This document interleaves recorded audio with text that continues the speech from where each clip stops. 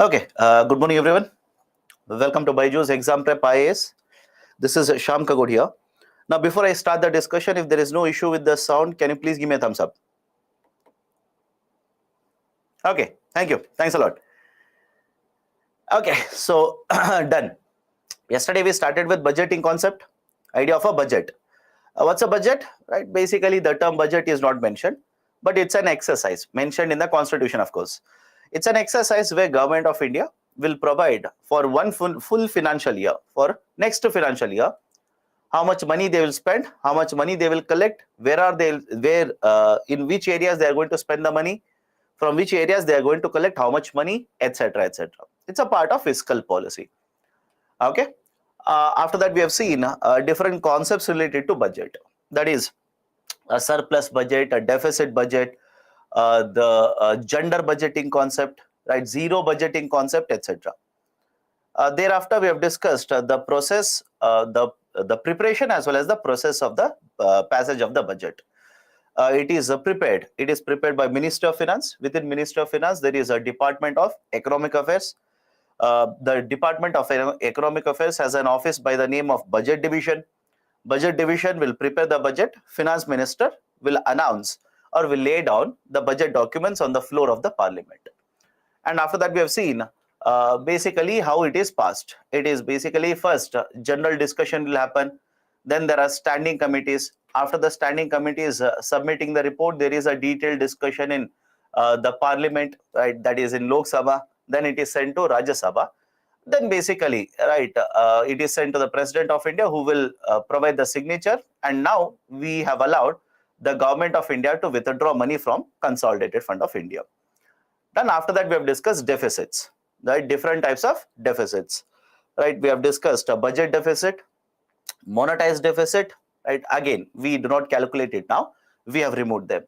Apart from that, we also calculate revenue deficit, right? Basically, the difference between revenue expenditure and revenue receipts. Then effective revenue deficit, fiscal deficit, representing borrowings of the government. Then the idea of the primary deficit. Done. So this is what we have discussed yesterday. We'll basically pick it up from there.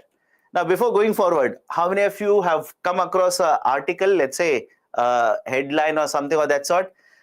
That is, yesterday the budget documents, appropriation bill was passed. How many of you have seen that? Yesterday, the appropriation bill was passed. In the evening, after 6 p.m., the Lok Sabha, right, came together, and within 12 minutes, they passed the appropriation bill. Right, and I hope you now understand how they can pass in 12 minutes, right? With so many demands of grants, not even one passed with detailed discussion, how they are able to pass it, right? We have discussed the concept of guillotine yesterday. Yesterday morning, we discussed guillotine, and evening, Government of India, that is, again, not government specifically, the Speaker of Lok Sabha applied guillotine yesterday, right? So please be very careful. What we are discussing is actually happening in real time. Okay, now let's continue. Next concept is the Fiscal Responsibility and Budget Management Act, FRBM. Fiscal Responsibility and Budget Management Act. Now, what was the need for FRBM? I understand the logic behind it. The Government of India's expenditures were increasing. Government of India's expenditures were rising up. And as a result of this, revenue deficit was also increasing. Fiscal deficit was also increasing. Now, yesterday we have discussed this. Whenever you have fiscal deficit, it simply means what? You are borrowing money. But for what purpose you are supposed to borrow money? I told you there is a golden rule. The golden rule says that you should borrow money for creation of asset. But when you have FD as well as the revenue deficit, does it mean all the borrowings are used for creation of asset? Of course, no. Some of it is being used for consumption purposes. And that's a precise reason. In order to ensure that there is a proper financing methodology followed by the government will reduce the expenditures. Government will make the expenditures much more qualitative. That is, we will spend more on capital side rather than on the revenue side. We have introduced a Fiscal Responsibility and Budget Management Act. Under the FRBM, right? Under the FRBM, let's start here. under the FRBM, the first 2 points are important. One, reduce the fiscal deficit to 3% of GDP and reduce the revenue deficit to 0% of GDP. Now, anybody has a problem why we should reduce it to 0%? Let me know right now. We have discussed this yesterday, by the way. Right? We should reduce the revenue deficit to 0% and fiscal deficit to 3%. Right? Basically meaning, whatever borrowings you are doing, whatever you borrow from the market, you should use it for creation of asset. You should use it for creation of asset, not for consumption purposes. So first one, reduce FD to 3% of GDP and RD to 0% of GDP. And annually, right, I hope you understand, this was introduced in 2003. FRBM Act was introduced in 2003. And we set up these targets for 2008 and 9. Again, we have not been able to meet it. Okay. So we announced this in 2003 and we wanted to achieve it by 2008 and 9. So what should be the annual reduction then? What should be the annual reduction? So whatever number you want to reduce it to 0% by 2008 and 9. So annually, how much you should reduce? You should reduce the revenue deficit by 0.5% per year, and the fiscal deficit should be reduced by 0.3% every year. Third one, the deficits should be allowed to exceed the target. That is, let's say 2003, I'll just take a hypothetical example here. Imagine 2003, your fiscal deficit was, let's say 6%, and the revenue deficit was, I'll just throw arbitrary number here, let's say 4.2%. If these are your numbers for 2004, what you should do? You should reduce the fiscal deficit from 6% to 5.7%. Fiscal deficit target should be kept at 5.7%. And revenue deficit target should be kept at 3.7%. I hope you understand why annual reductions are there here. From 1 year to next year, annual reductions should be done like this, so that by 2008 and 9, RD will be 0% and FD will be 3%. And again, I'm just giving you a hypothetical example. Now have a look at this. What if you are not able to meet these targets? In which circumstances, in which situations you are not able to meet these targets? You should be given certain freedom there, certain flexibility. Sir, why we are not going to meet these targets? What if you come across pandemic? Let me know. What if there is a global financial crisis? What if there is a third world war? What if you go to war with other country? What if there is, right, let's say a drought-like situation in India, right? So don't you think in all these cases, you may or may not be in a position to meet 5.7% and 3.7% FD and RD target respectively. So argument was, right, keep these annual targets, but in certain circumstances will allow these deficits, right, to cross, will allow certain flexibility, right? So only in certain circumstances the targets must be allowed to be, right, flexible. Central government should not borrow from Reserve Bank of India. Does it make sense or not? Central government should not be allowed to borrow from Reserve Bank of India, right? Now, what is the way? How can we ensure that? Reserve Bank of India should not purchase, RBI should not purchase government securities directly from the government. RBI should not be allowed to purchase government securities directly from the government. Can RBI purchase government securities from you? Is it allowed? Of course, yes, it is allowed. Can RBI purchase government securities from the bank? Yes. Can RBI purchase government securities from anybody else in the market? Answer is yes, by the way. But RBI will not be allowed to directly purchase government securities from Government of India. Right? That is basically the idea here. That is basically the idea. Right? So these are certain important provisions of FRBM. In addition to that, under FRBM, government was also made mandatory, or it made mandatory for the government to announce 3 documents. Follow this? It made mandatory for the government to come out with 3 documents every year. One was Macroeconomic Framework Statement, MFS. Second one was a fiscal policy strategy statement, right? EFP, SS, and the third one is MTFP, that is a medium term fiscal policy statement. Let's go one by one. One, macroeconomic framework statement, MFS. What will be provided under macroeconomic framework statement? Let me ask you a very simple question. I'm pretty sure all of you have at least read something regarding budget announcements done this year. I hope you understand my question. You might have not seen it live, but at least you might have read some announcements are done in the budget, regarding the budget. And don't you think out of all the announcements that you have read, one of the announcements by the finance minister will be, we expect the GDP in the next 1 year to grow by this much percentage. Have you come across this? Government of India, that is a finance minister, will basically tell you in the next 1 year by how much percentage the economy is expected to grow. Again, it is an estimate, because you also don't know, I also don't know, and right as well, finance minister also doesn't know what is going to happen after 6 months. It is just an estimate. But are the estimates given or not? Why do you think government gives an estimate? Because of macroeconomic framework statement.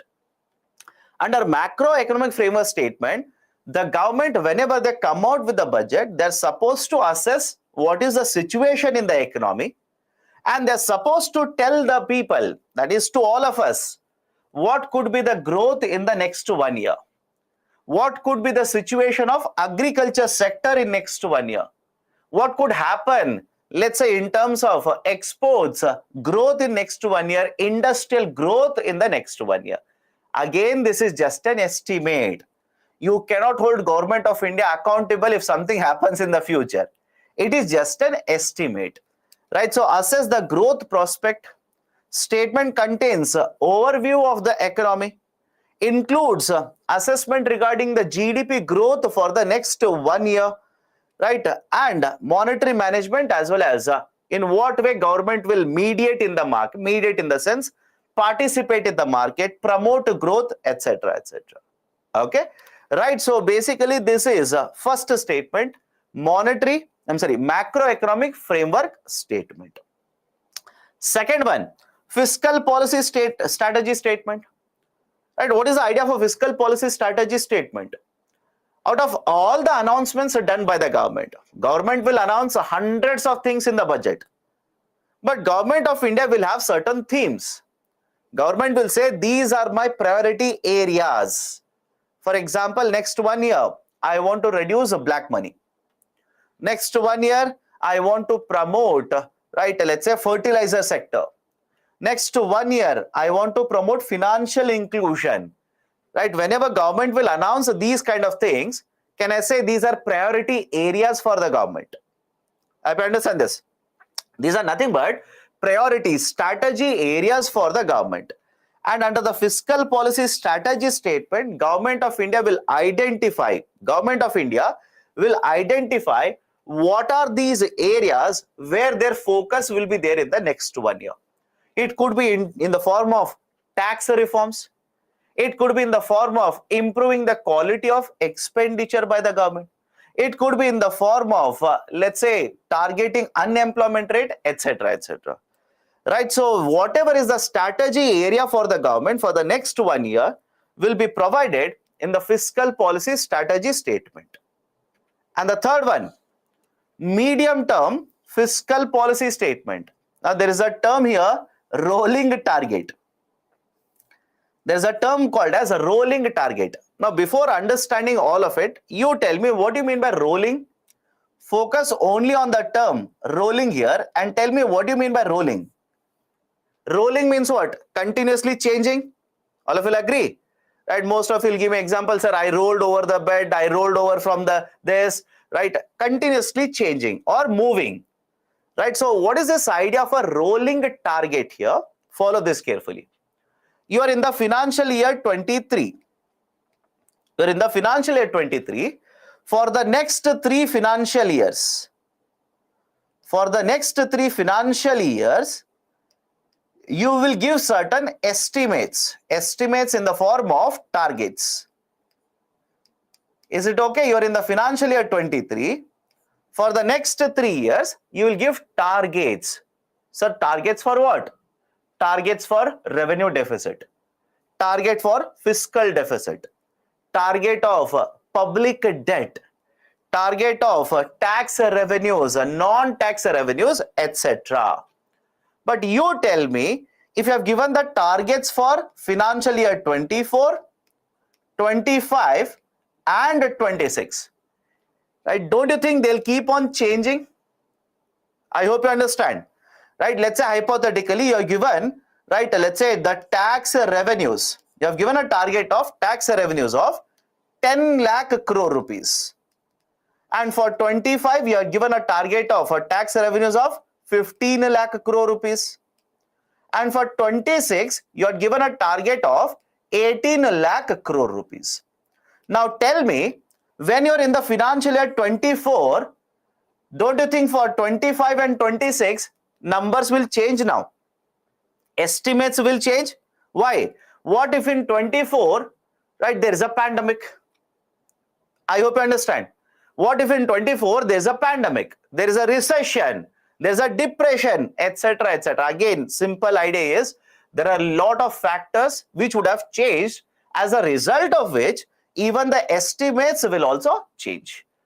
That is the concept of a rolling target. What you will do now, in financial year 24, imagine from 23 you have shifted to 24. Now you will give the estimates for the next 3 years. But what you will do is, you will adjust the data for 25, estimates for 25, you will adjust. For 26, you will adjust. Now for 27, you will announce one more estimate. This is called as a rolling targets. Rolling targets.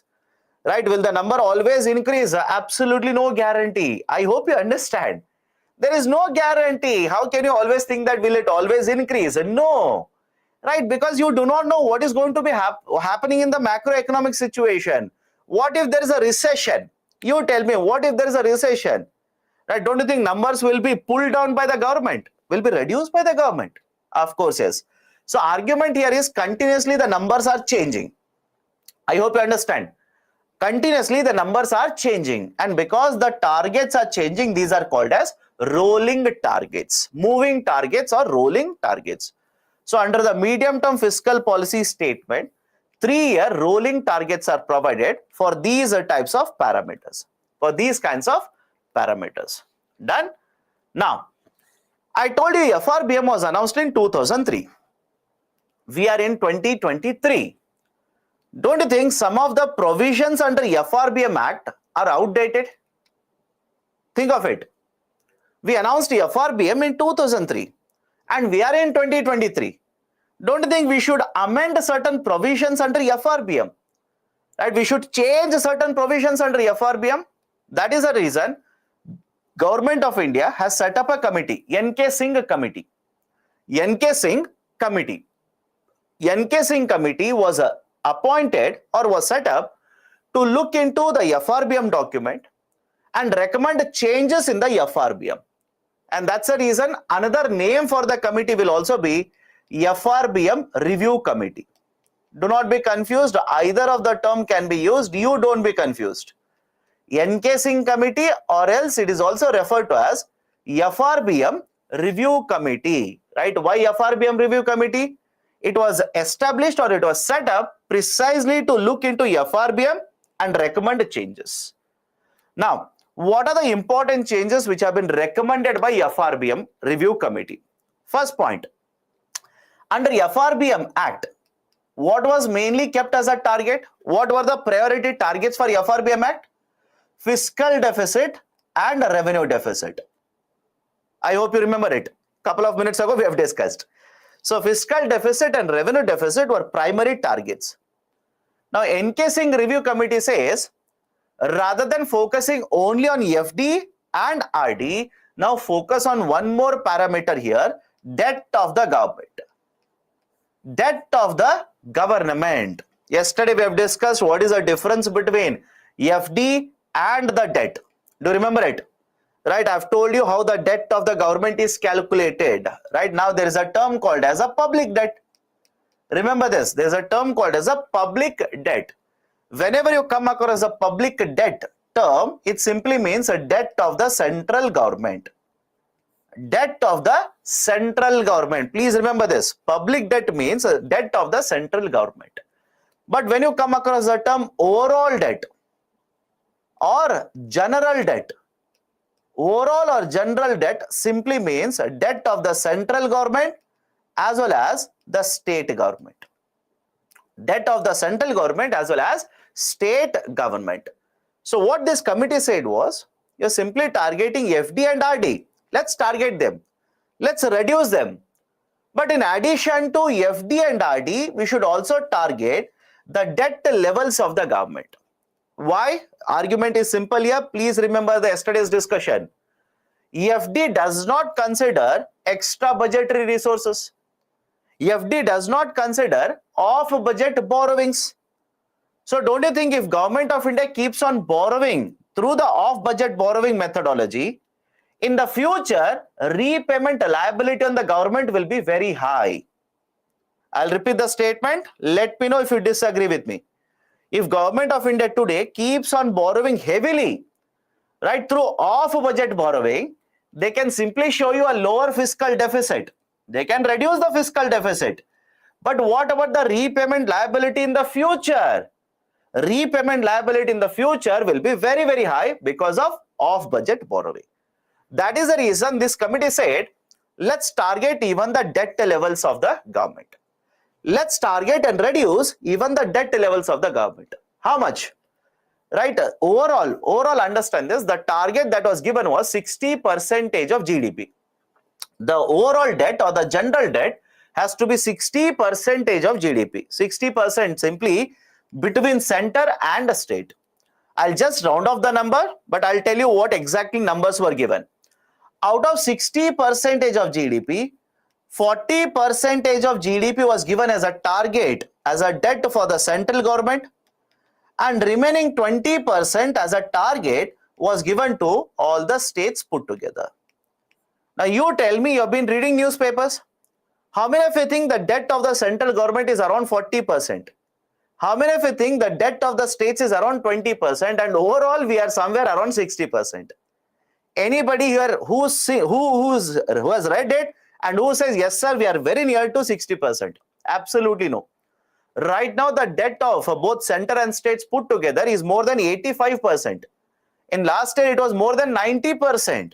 And why? Reason is simple. I'm not saying government is borrowing simply, wasteful expenditure. No. Because of the pandemic. Because of the pandemic, both the center as well as the states have been forced to borrow more and more money from the market, either directly or indirectly. And that is a precise reason why the debt target is 60, but we are not anywhere near to 60. Next one, to achieve this ratio, to achieve this particular target, we should also have annual targets. We should keep annual targets so that they'll be able to reduce these numbers and meet the targets. Sir, what were these annual targets? Let me show a picture here. Please do not by heart it. I'll tell you the reason. Right, these are the picture, this is the number. Please do not by heart it. Sir, what is the number here? Have a look at this number. Last line on the left side of the slide. Last line on the left side of the slide. For financial year 23, the central government's fiscal deficit was supposed to be reduced to 2.5%. Revenue deficit was supposed to be reduced to 0.8%. And the debt of the central government, the debt to GDP percentage ratio was supposed to be reduced to 38.7%. Now, how many of you think we are nearer to this? That we have seen the data yesterday, fiscal deficit data, etc., etc., etc. How many of you think we are nearer to this? Absolutely no. For example, fiscal deficit for financial year 23, fiscal deficit target was 6.4%. 6.4%. And what were we supposed to reduce it to? 2.5%. Right? So argument is simple here. We are no way going to achieve any of these particular targets. But remember, these were the targets which were given by the NK Singh FRBM review committee for the government to achieve. So the center was supposed to drag the public debt down to 38% or 38.7%. Right? After that, they were supposed to drag down the RD to 0.8% of GDP, and fiscal deficit was supposed to be dragged down to 2.5% of GDP by financial year 23. And we are not going to achieve these particular targets now. That's the reason I said, do not buy at the whole table, right? That is not required now. Why? We know that we are not going to achieve it. Okay, now, right now, what I would recommend is do not buy at the whole table. Do not buy at this whole table, but remember what was the target given. At least remember what was the target given. Sir, how do I remember it? This is my trick. I'll tell you, this is how I remember. What is the revenue deficit target? 0.8%. 0.8% of GDP. I remember that. I'll simply multiply this by 3 times, just tweak it and make it as 2.5. CSAT people, right? I know 0.8 into 3 is not exactly 2.4. I know that, right? But basically tweak it a bit, right? 2.5%, right? And then basically I'll remember this 38.7%, right? So this is my trick. You make your own trick, right? Again, this is how I remember. How you remember is exactly left to you. And this is entirely right, a subjective matter. Okay, next one. We should have a fiscal council. Right, recommendation is that we have not set it up. What is a fiscal council? It is basically a committee of experts. Right, government should set up a committee which consists of experts in finance. And what is the role of this council? One, this council will keep on giving advice to Government of India. Advice regarding what? If Government of India's policies will help government to meet FD target or not. If the policies of the government will help meet revenue deficit target or not. If a policy of the government is going to increase the deficit of the government, what policy should be implemented in order to meet the targets for the government? So these kinds of recommendations, advice will be provided by Autonomous Fiscal Council. So Fiscal Council will make their own plan, will recommend this to Government of India. It's an advice, right? It's not compulsory, it's an advice, right? Which should be followed by the government in order to achieve all these targets under the FRBM review committee. Does Government of India have a fiscal council today? Answer is no. We have not set up a fiscal council. It is still simply a recommendation. It is simply a recommendation. Okay. Now, I earlier said that in certain circumstances, we should be allowed, right? Or government should be allowed flexibility. Government should be allowed flexibility. All of you will agree with me? For example, during pandemic, imagine, right, before pandemic hit us, we wanted to achieve fiscal deficit of 4%. Now imagine you are the finance minister, pandemic has hit Indian economy, will you be able to achieve the target of 4%? I hope you understand. Will you be able to achieve a target of 4%? No. And as a finance minister, would you not like certain flexibility here? Of course, yes, you would want certain flexibility. That's a reason under FRBM review committee and even under FRBM, flexibility up to 0.5% was provided. What do you mean by 0.5%? If your target is 4%, now you can change the target to 4.5%. And I hope you understand what is the importance of the flexibility. What is fiscal deficit? You tell me, what is fiscal deficit? Borrowings. If I'm extending the fiscal deficit by 0.5%, what does it mean? Now you will have more, right, space to borrow money from the market. You will have more space even if you don't borrow. If the taxes receipts go down, the deficit will widen. You will have more flexibility here. So what were the situations under which this kind of a flexibility will be allowed? If India goes to war, if there is an economic crisis, if continuously GDP is decreasing, right, if there is a natural calamity in the agriculture sector, right, etc., etc. So have a look at this. In case of certain situations,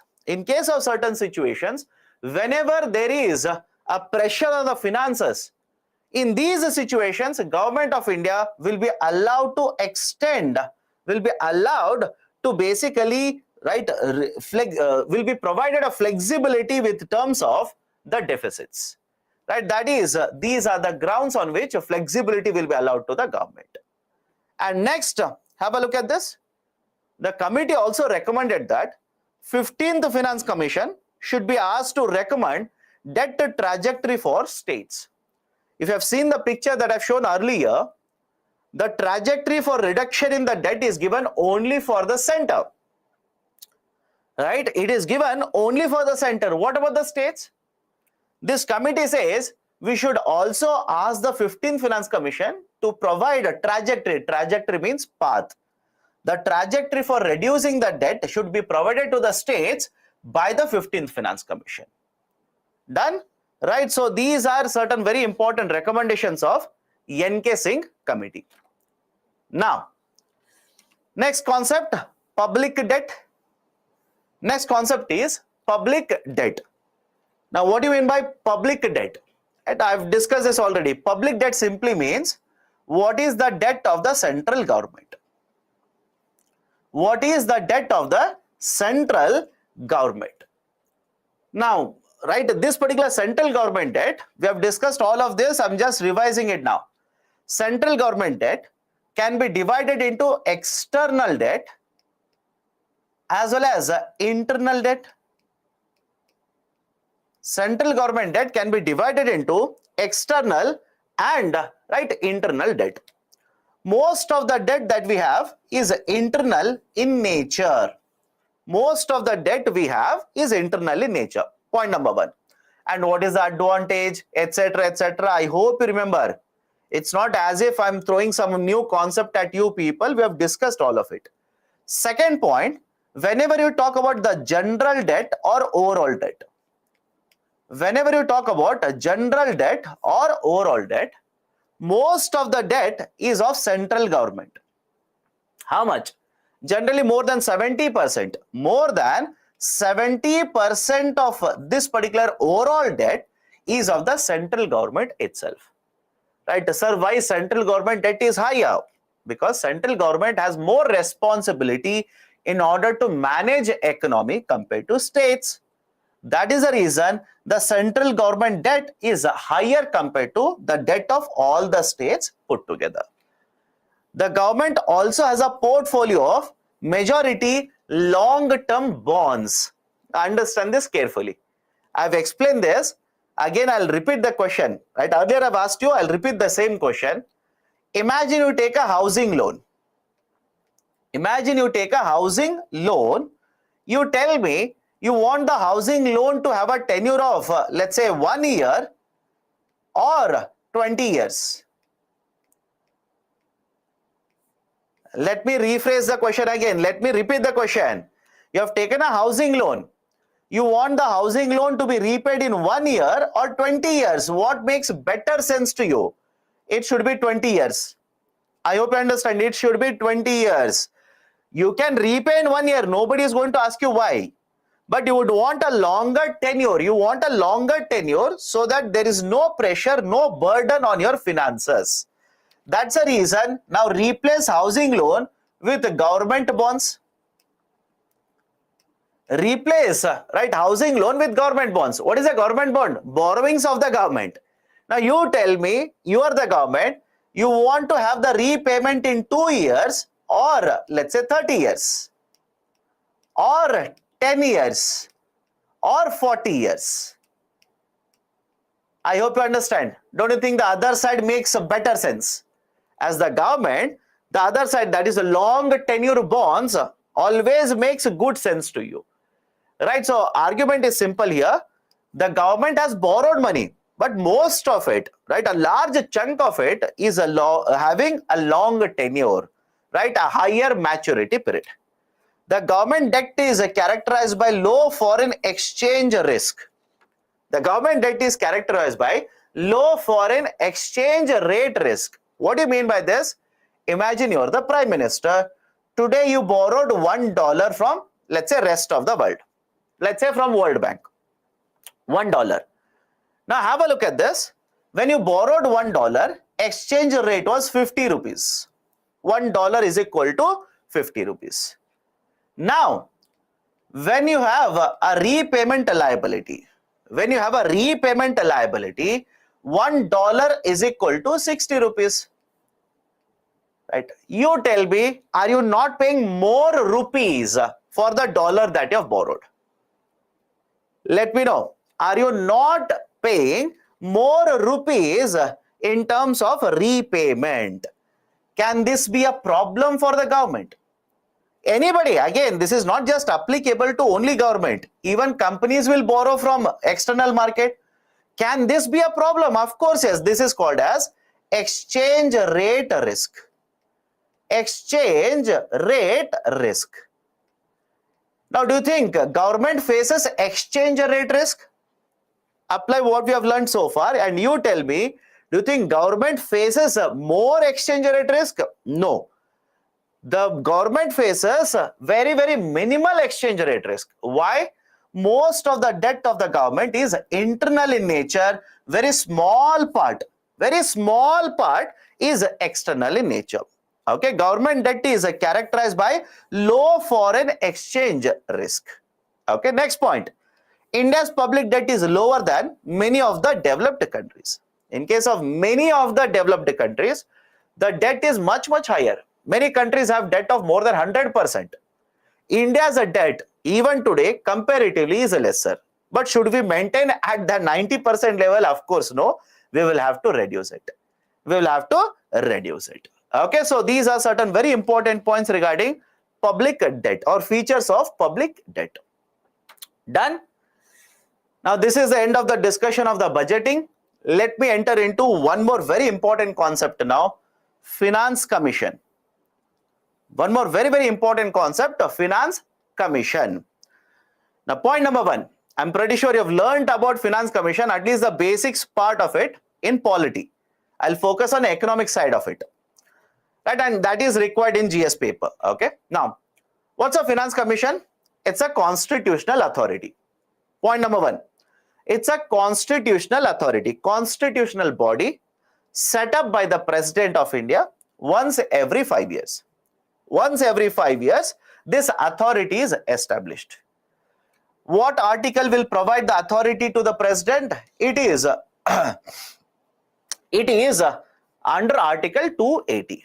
Sir said you will discuss. Okay, I'm discussing. Focus now. Under Article 280, the Constitution of India authorizes the government, and when I say government, it is the President of India. Okay, so President of India to establish one constitutional authority, that is Finance Commission. Now, it is set up by the President once every 5 years. In fact, the Constitution says once every 5 years or whenever there is a need for it. Whenever there is a necessary requirement of it. The Constitution of India has recommended a composition for this. That is, the composition will be 5 members. The composition will be 5 members. It will consist of 5 members and it will have 1 chairman and 4 members.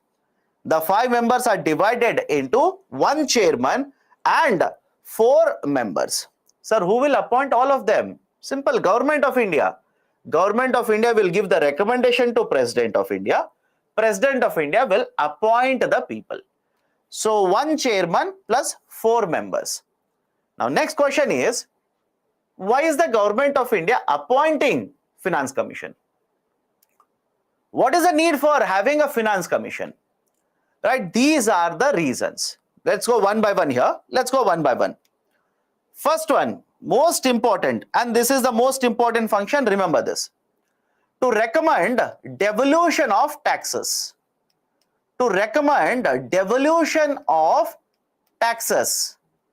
What do you mean by devolution of the taxes? Let me start with the basic idea here. Central government will impose and collect taxes. All of you remember this? Will impose and collect taxes. What kind of taxes? Many direct taxes are there and many indirect taxes are there. But one speciality about these taxes is that these taxes are applicable at all India level, pan India level, right? What do you mean by pan India level? All India level. For example, corporate taxes. You tell me, is it applicable only for certain region in India or the whole of India? Income taxes, right? Let's say GST. Again, under GST, sir, what? Even the SGST is counted here.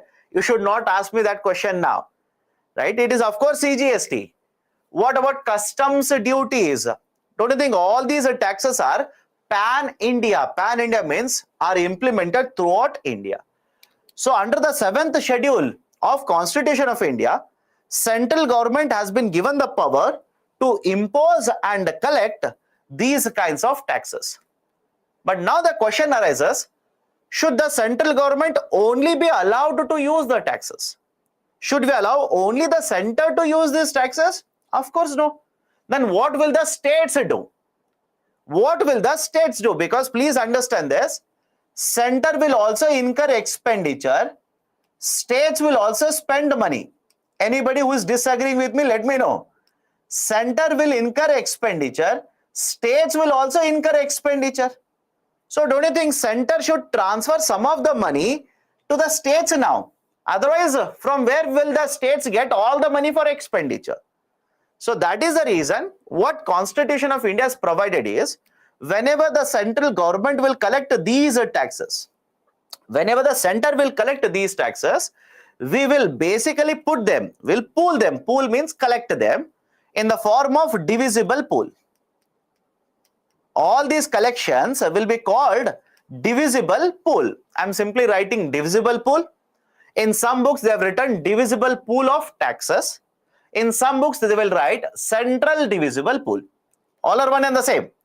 They are referring to the same thing but different name.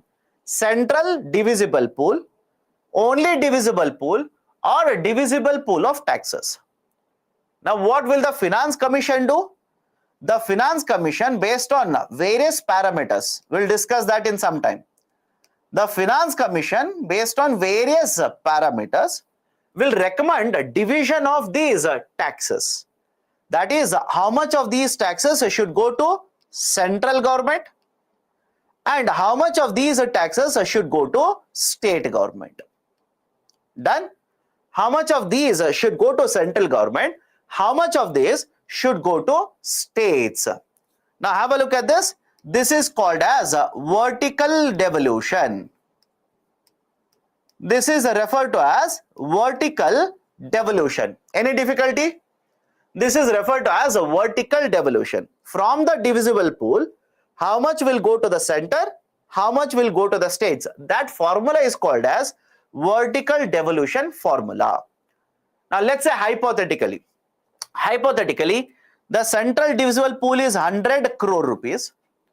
Now we have decided 40% of it will go to states. That will become how much? 40 crore rupees.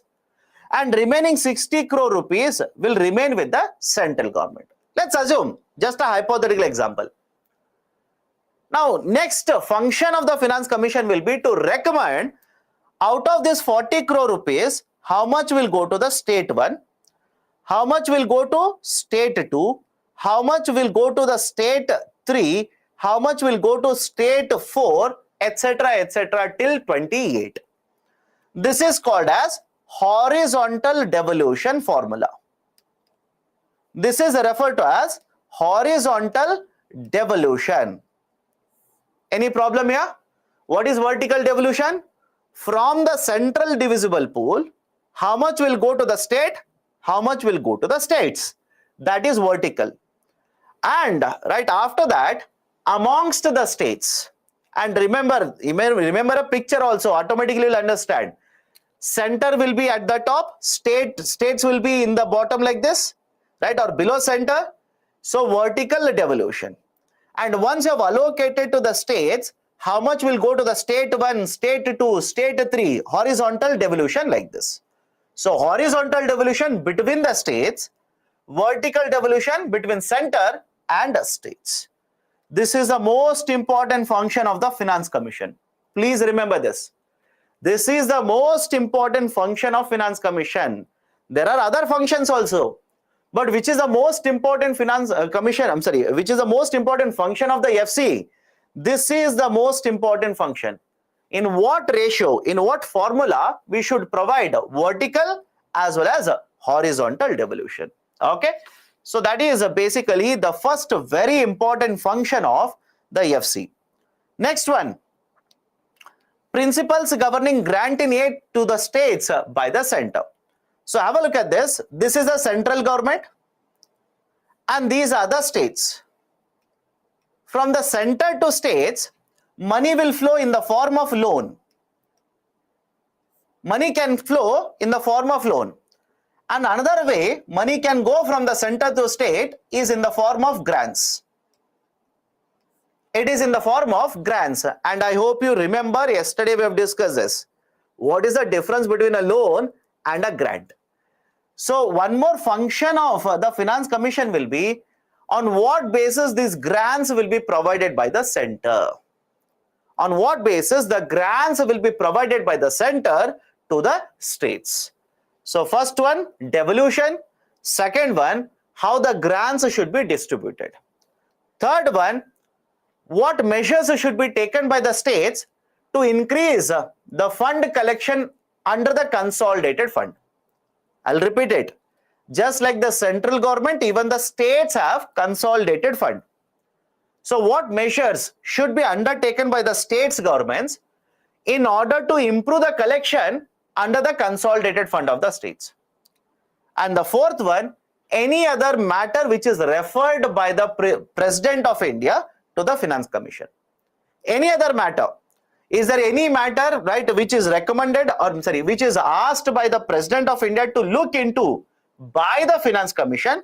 They will look into it and give a recommendation. So these are the four very important reasons or the areas why Finance Commission is established and the recommendations are provided. And the next point, please remember this, these are simply recommendations. Are these mandatory for the government to follow? Right, I'll repeat it. Remember this, these are simply recommendations. In fact, they will also say these are simply advisories. These are advisories. This is an advice. That's it. Is the central government supposed to follow all these advices? Absolutely no. There is no guarantee that the center will follow these recommendations. It is entirely the prerogative of the central government. They might follow it, they might simply not follow it. Right, so that is the precise idea regarding the concept of Finance Commission. What is the third point? I'll repeat it again. Third point simply means central government has consolidated fund. All of you will agree, center has consolidated fund. Will the states also have consolidated fund? They should have it. Again, even if you have not read it, it's basically an idea where the states will announce a budget. From where do you think the states will get the money from? Right, consolidated fund of the states. So what measures should be taken by the states in order to increase the funds within the consolidated fund of the states? Augment means collection. Augment simply means collection. Okay, right, so this is basically the third recommendation. Horizontal formula simply means how the division will be done between the states. I'll give you the data, please have patience. Okay, now right now, which Finance Commission is working in India? Right, whose recommendations are applicable in India? It is the 15th Finance Commission. Remember this. It is the 15th Finance Commission recommendations which are applicable in India. The recommendations will start from financial year 21-22 and will run till financial year 26.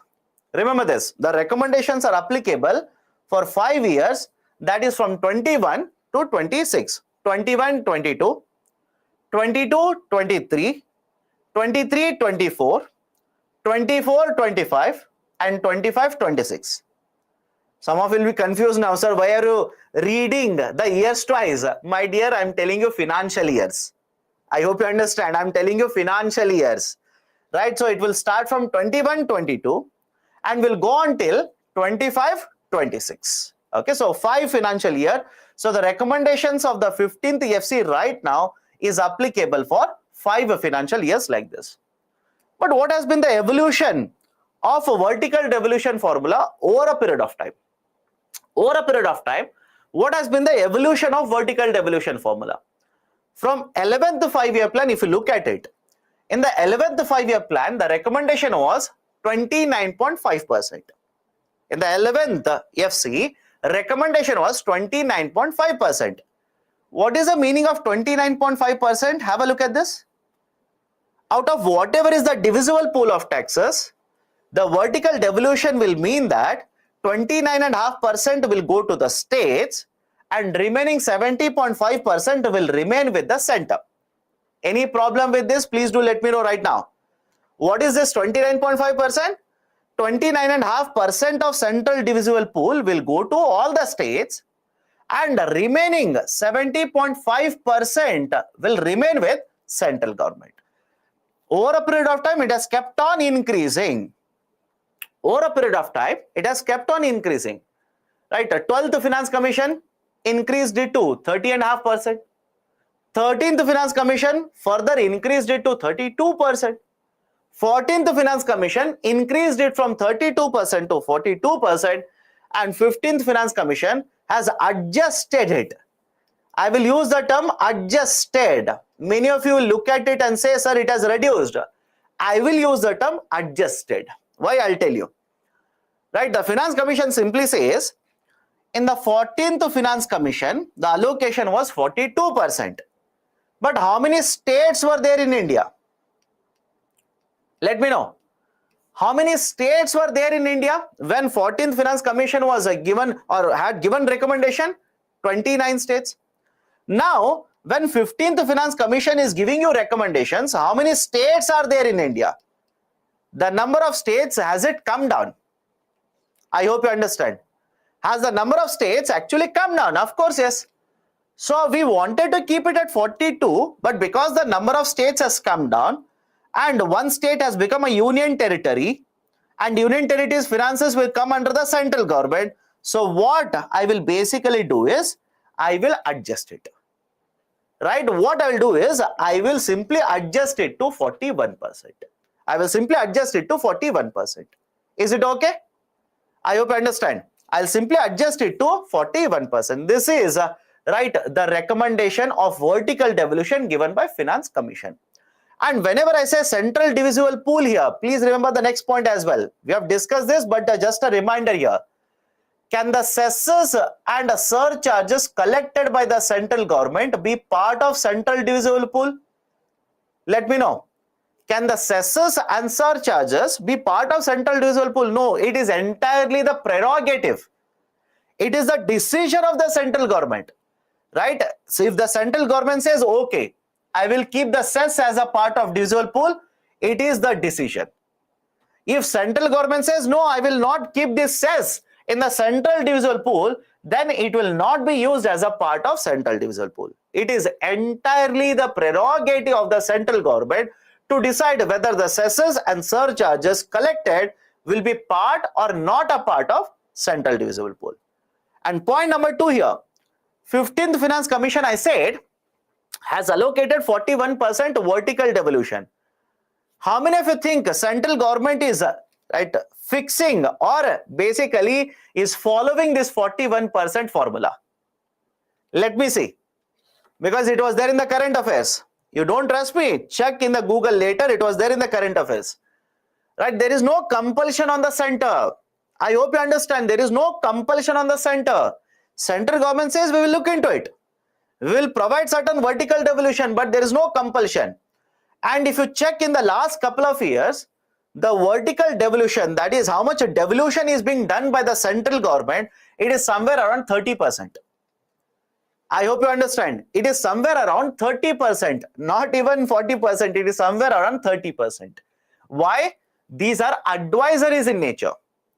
These are not binding on the government. These are advisories in the nature. Okay. So this is 15th Finance Commission vertical devolution formula. Vertical devolution formula. Now, please have a look at it. Do not by heart the table. I hope you understand. Do not by heart this table, right? Many of you will look at the table and say, okay, one more table to by heart. I will not challenge you. I know you will sit for 2 months and by heart it. I will not challenge it. But please understand, this is just last 4 finance commission, right? Some of you might be thinking, yes, sir, I will do it, right? Yes, we can. I will by heart it. I've just given a table of last 4 finance commission. But do you think only 4 finance commissions were set up in India? We have 15 finance commission. So you can imagine what will be the length of the table and how many parameters will be there, etc., etc., etc. So do not by heart this particular table, not necessary. I will tell you what to remember. Please remember the last column. That's it. Please remember the last column. Focus only on that. And just to be cautious, just to be much more cautious, just try and make a comparison between 14 and 50 if anything has changed. If anything has changed, just focus on that. This will be more than sufficient for UPSC. Trust me on this. Otherwise, right, you can check last 20 years question paper. Show me where a question of this nature has been asked, where all the 15 finance commissions were required. That's the reason. Do not complicate it. Right? Just keep it simple. So 15 finance commission. One is a vertical devolution. Second one should be horizontal devolution. What are the parameters on which horizontal devolution recommendation has been provided? There are 6 parameters. 1, 2, 3, 4, 5 and 6. There are 6 parameters like this. Now, within these particular 6 parameters, right, remember one which has been given the highest weightage. In fact, I recommended remember all the 6. And remember, try to remember them either in ascending order or descending order so that you already know if a question is asked, you will easily solve it. So the one which has been given the highest weightage is income distance. Now many of you will ask me, sir, what is income distance? My answer to that is, don't worry, simply by heart. Otherwise, I know many of you, okay, started. So define income distance. Define, tell me. Here is the definition. And let me know whether UPSC will ask you this. Income distance refer to the distance between the incomes of highest earned states to the lowest earned states in terms of their per capita gross state domestic product, which is the average of 2016 to 2019. Tell me how many of you understood what I said in the last 30 seconds. Is it okay? I'll repeat it again. Right? So repeat. Income distance is the distance between the one with the highest per capita to the one with the lowest per capita, which is the per capita gross state domestic product of the 3 financial years between 2016 and 2019. Right? I hope you understand. Right? Is it required? My question is it required for UPSC? Absolutely no. I hope you understand it's not required. So that's the reason. Do not try to basically by heart everything. Don't do that. It's not at all required. Okay, so these are the 6 parameters. What are the 6 parameters? One is the highest weightage, income distance. 45%. Okay, 45%. Second one is, right, the second highest is 2 parameters. One is a population of 2011. Second one is the area of the states, 15% each. Third one is the demographic performance, right, which is given a weightage of 12.5%. Fourth one is 10% forest cover. And the fifth, the lowest one is 2.5%. In fact, I've written a short form here. I'll show you what is right, the tax and fiscal efforts, T and FE. Right, so I hope you understand these are the 6 parameters. Now, as I'm saying, again you're asking a question. Please do not by heart the meanings of all of them. They will not ask you. For example, forest and ecology, F&D, forest and ecology. They will talk about 80% canopy. Right, they'll simply say the state which has a very high forest coverage and where the dense forest coverage is very high. Now, what is a dense forest? Where the canopy coverage is very, very high. Right, so all these are very, very technical concepts. Leave it. Even if you ask, I will not discuss it, right? Because it is not necessary for UPSC. It is no way necessary required for UPSC. Remember all the 6 parameters and simply go ahead. Okay, simply go ahead. Now, in fact, I've given you one more table. I'll go back to previous slide, don't worry. In fact, I've given you one more table. Have a look at this. Right, 45%, 15%, 15%, 12.5%, 10%, 2.5%. Total, it has to be 100%. Right, sir, what is the full form of T and FE? Right, it is there here. It is there here. F and E, it is there here. Everything is there in the slide. Please have a look at it. Now, what is the use of all of them? Right, some of you are asking a question, what is the use of all of it? I will show you a calculation. Is it needed for UPSC? Absolutely no. This calculation is not at all needed for UPSC. But focus on the table here. Focus on the table here. Let's say hypothetically. Can you understand the term hypothetically? Let me know. Right? Let's say hypothetically. See, early morning, even my English is weak. Hypothetically, let's say there are two states. Okay? Let's say there are two states. And there are only two parameters. Right? I want to make it easier for you to understand. I can take 6 parameters. I can take 8 parameters. Give a very, very lengthy calculation. You will be confused by the second calculation. So let's make it easier. Let's imagine only two states are there. And let's say there are only two parameters which are considered in horizontal devolution formula. State 1, state 2. And the two parameters are population and area. So in a horizontal devolution formula, if there are only two parameters, the total weightage has to be 100%. Imagine I've given a weightage of 40% for population and 60% for area. Now, what is the use of it? What is the use of it? Let's try and understand it. Let's say total transfer. Transfer here means devolution. Transfer here is devolution. Let's say total devolution from center to states, tax devolution is 100 crore rupees. 100 crore. Sir, how did you arrive at 100 crore rupees? Based on vertical devolution. Now, how this 100 crore will be divided between state 1 and state 2? So, how much is the weightage given for population? Weightage given for population is 40%. Which means out of 100 crore rupees, 40 crore rupees will be decided based on the population. Second one, area. Area is given a weightage of how much? 60%. So remaining 60 crore rupees will be distributed to the states based on their area. Now, how much of this, population will go to state 1, state 2? How much of this 60 crore that is for area will go to state 1 and state 2? Let's start. Population in state 1, let's say, is 30% of the total population. Okay, 30% of total. Obviously, the opposite side, that is corollary to this, 70% should be in the state 2.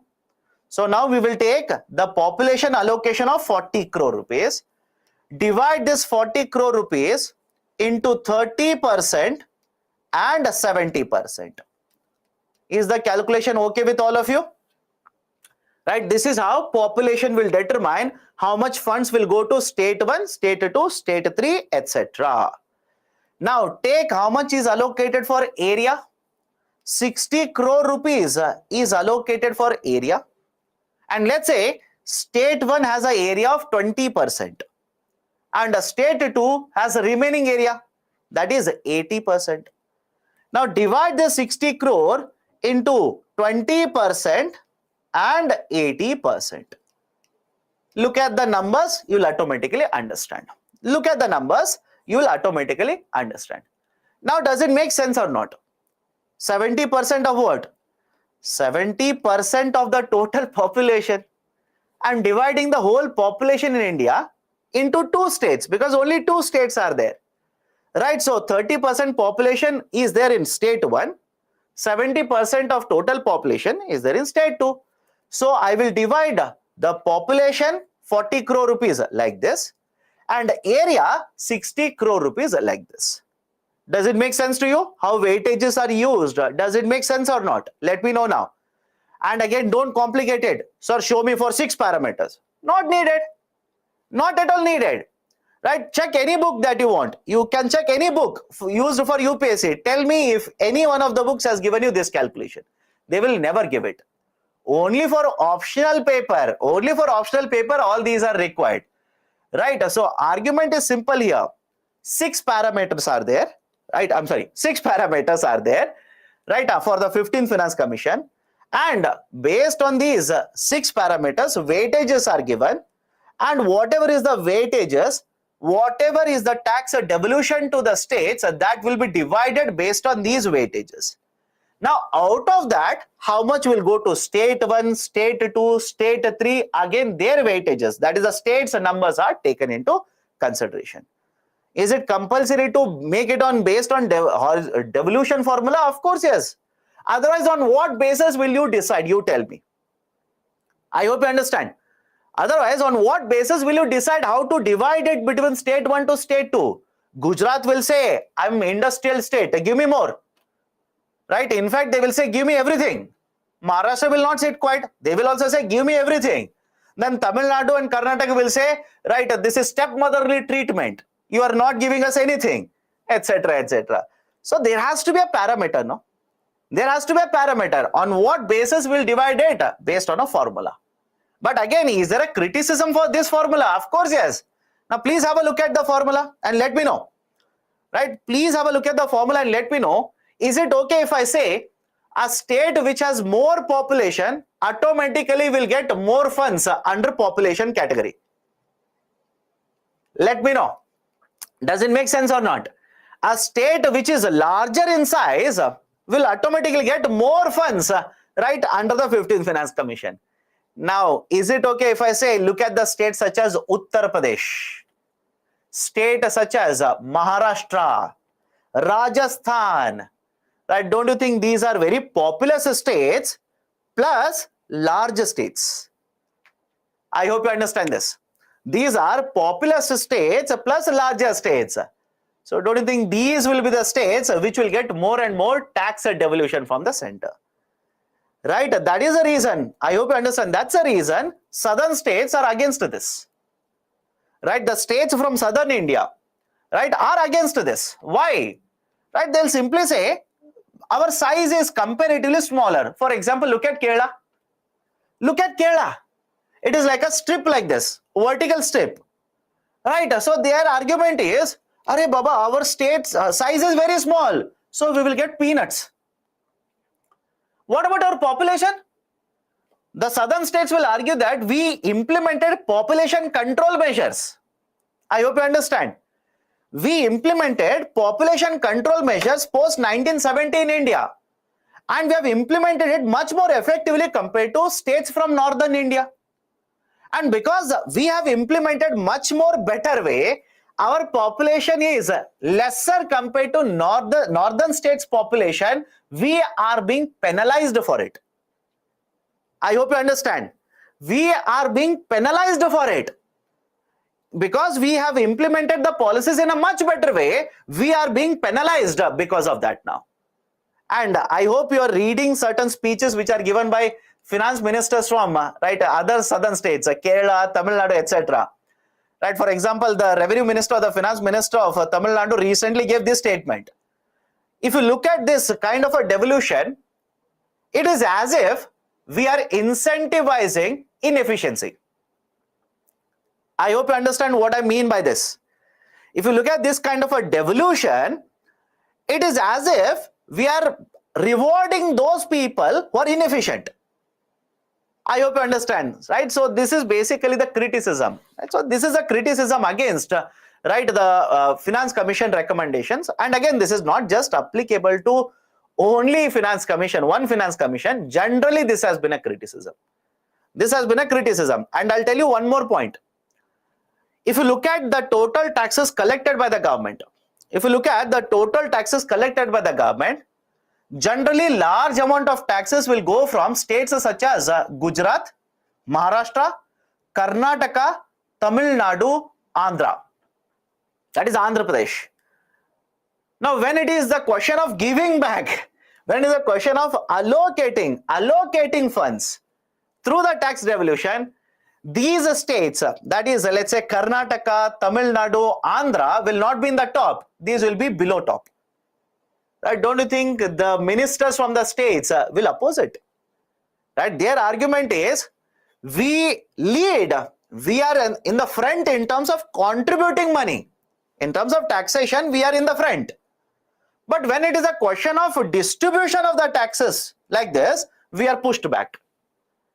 Right? So these are the various concepts related to the Finance Commission recommendations. Please remember this. There's a criticism related to this. Okay. Now have a look at this. I told you how the devolution will happen, etc., etc. As per the committee recommendations.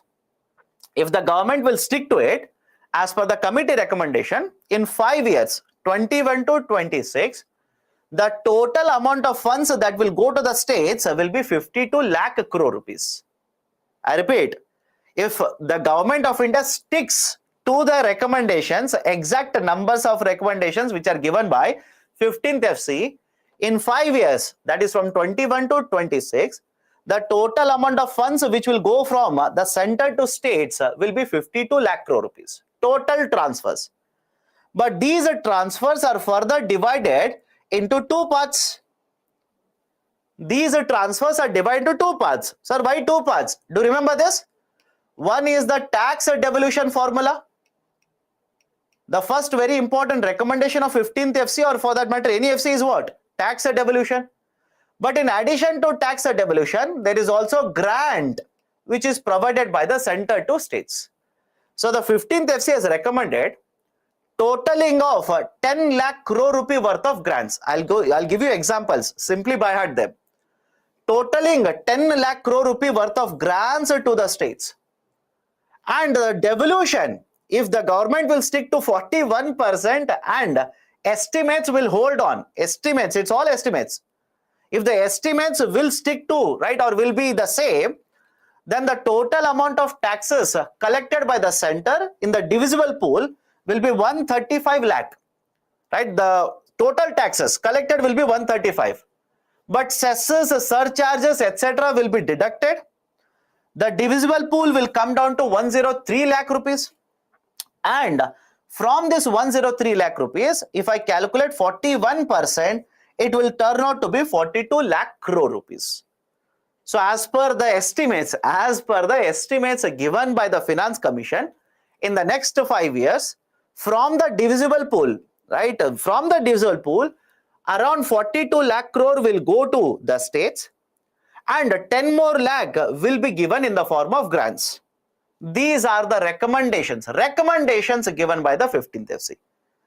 Now, is it guaranteed that exactly 52.3 lakh crore will go to the states? Absolutely no. Absolutely no. Is it guaranteed? Of course no. Why? First and foremost, this is an estimate. I hope you understand. This is just an estimate. Finance Commission says, based on various parameters, we feel in the next 5 years, total tax collection will be 135. Any guarantee? Let me know. Any guarantee? Of course no. Right? There is absolutely no guarantee here. So if everything happens as per the calculation of 15th FC, the center will allocate 41%, which is turning out to be around 42 lakh crore rupees.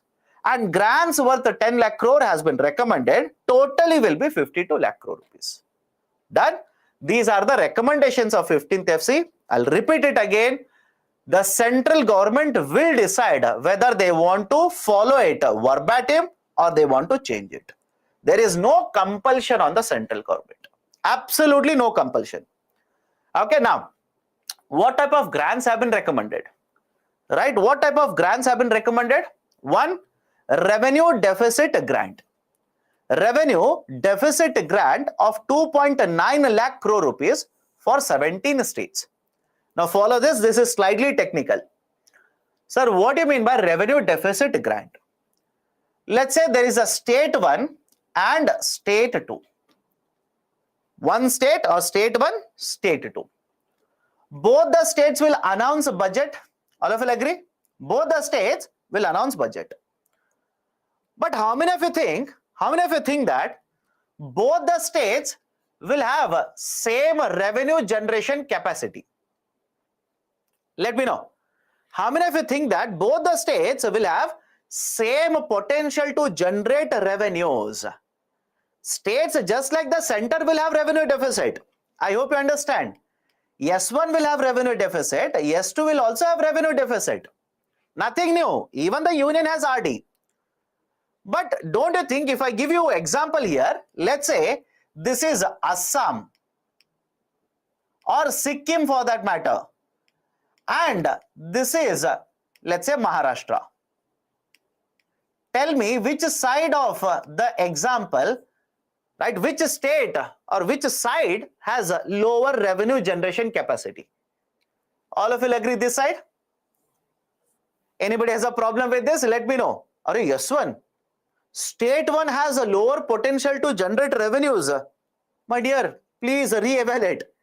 Please re-evaluate. You think the state of Maharashtra compared to Sikkim has a lower capacity to generate revenues? How? Right, it has to be S2. It has to be S2. Okay, so it has to be on the other side. Now, don't you think, understand this, don't you think central government should provide more support to S2? Again, the idea of equity. I hope you understand. Again, the idea of equity. Right? S1 has more revenue generation capacity. They can generate revenues. But what about S2? They have weaker capacity. Don't you want to provide more grants to the S2 then? Don't you want to provide more assistance to S2? Answer is yes. Right? That is the reason some of the states will be identified by the Finance Commission, and Finance Commission has recommended 2.9 lakh crore rupees for 5 years. 2.9 lakh crore rupees in the form of revenue deficit grant. That is, the states are incurring revenue deficit, but their capacity to generate incomes is very weak. So what I will do is I will provide more assistance to them in the form of revenue deficit grant. Next one, sector specific grants. You will provide assistance for development of sectors. For example, development of judiciary, development of agriculture sector, development and maintenance of roads, etc. So there are 8 sectors which have been identified. Right? 8 sectors which have been identified. And for these 8 sectors, in 5 years, 1.3 lakh crore rupee worth of funds will be provided. Right? Again, these are grants. Please understand, these are grants, not loans. These are grants. Okay, so that is second type of a grant. Third type, state specific grant. Certain states will be identified, and for the development of these states, for any type of a project, grants will be provided by the center. How much? 49,599 crore rupees. 49,599 crore rupees. Right? State specific grants have been recommended. Next, local bodies. Sir, what do you mean by local bodies? Panchayats. I'm pretty sure you've read in polity, right? Gram Sabha, Panchayat, etc., etc. For the local bodies, 4.3 lakh crore worth of grants will be provided based on the recommendation of 15th FC. And finally, for disaster management. For the disaster management, 1.6 lakh crore rupee worth of funds have been provided under the form of grants. Right, so these are the different types of grants which the 15th FC, right, 15th FC has recommended. Sir, should we by heart it? My recommendation is by heart it. My recommendation, at least 2 or 3. At least 2 or 3, because if suddenly a question is asked on recommendations of 15th FC, you should know certain exact numbers. Right, so at least 2 or 3, just try to by heart, and overall you can simply say more than 10 lakh crore worth of grants have been recommended by 15th FC, which will be transferred from the center to the states. Right? Within that 10 lakh crore, 1 or 2 you mention, the evaluator will understand that, okay, you know remaining also. Okay. So these are different types of grants which will be provided by recommended by 15th FC to the states. Next, what about the fiscal roadmap? What about the financial recommendations? Right, first one, the states as well as the center should stick to the debt levels which are recommended under FRBM. Why this has been recommended? Please understand. Right? Do you remember one of the terms of reference? One of the terms of reference is any other matter referred to the Finance Commission. Do you remember it or not? I have listed 4 terms of references. And the 4th term of reference was any other matter referred to the Finance Commission. And before that, we discussed N.K. Singh Review Committee. And what was one of the recommendation of N.K. Singh Review Committee? I have recommended the debt level for the center. From 1 year to next year, how the debt has to be reduced, I have recommended it to center. What about the states? N.K. Singh Review Committee recommended that 15th Finance Commission should be asked to do that. Right? 15th FC should be asked to, 15th FC should be asked to give the debt trajectory for the states. That is one of the other areas which has been referred to the Finance Commission. So what has the Finance Commission recommended? And by the way, please remember, I have not written it. 15th Finance Commission chairman is Mr. N.K. Singh again. 15th Finance Commission chairman is N.K. Singh only. Okay, I have not written, but please make a note of it. The states and center, right, they already have certain numbers to meet, targets to meet under FRBM. Right, I hope you know this. We have discussed FRBM.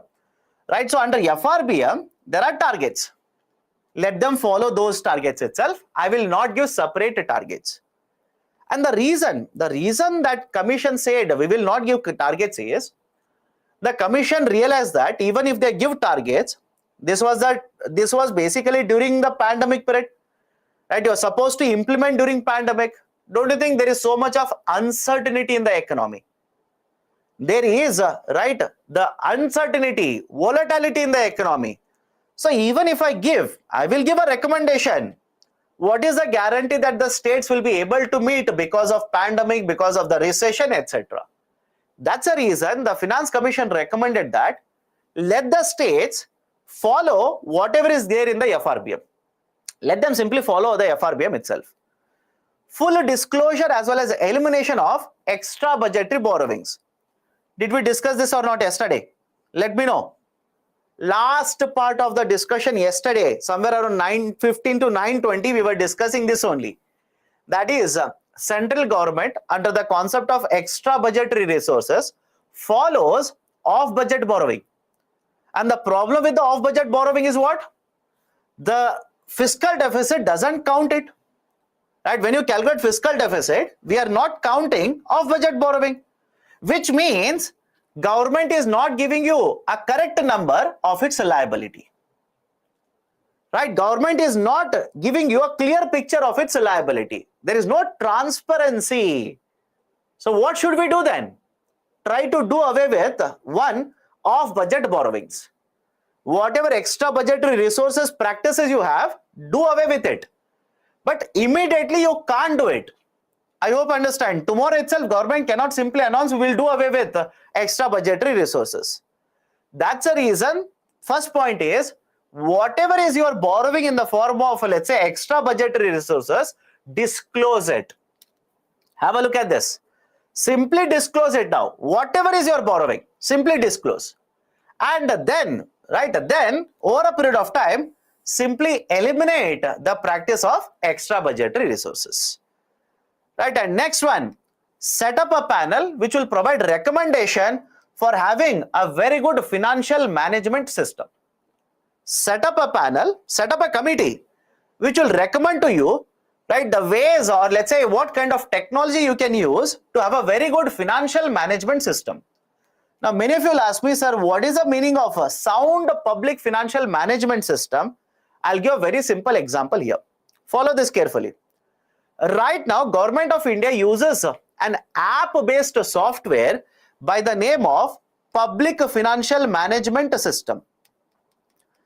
Public Financial Management System, PFMS. Public Financial Management System. Very, very famous now. Right, PFMS. Sir, what is the PFMS? Within Government of India, there is an authority, CGA. Right? There is an authority, CGA. This PFMS has been developed by CGA itself. Now, what is the use of the public financial management system? Let me start with a very simple example here. Time is around 7:25. Imagine you are the Prime Minister now. You are Prime Minister. You want to find out right now how much money you had allocated for various schemes, how much of it has gone to state 1, state 2, state 3, state 4. Now, understand this carefully. If you want to find all this information, can we do it easily by looking at all the documents? How many of you think that we should go through documents from one ministry to another ministry to another ministry, right? Keep on taking the numbers, use calculator, right? Keep on hitting calculator and get the data. Is it easy? Of course, no. But you need that data. I hope you understand, for policy making, to understand how the schemes are working, to find out whether the states are getting the funds or not. You need all of this data. So what we have done is, we have introduced a new system, public financial management system. It's a software. It's simply a software. Under this, it will simply keep a track. All the funds which will go to, let's say, from the center to the states in the form of central sector schemes,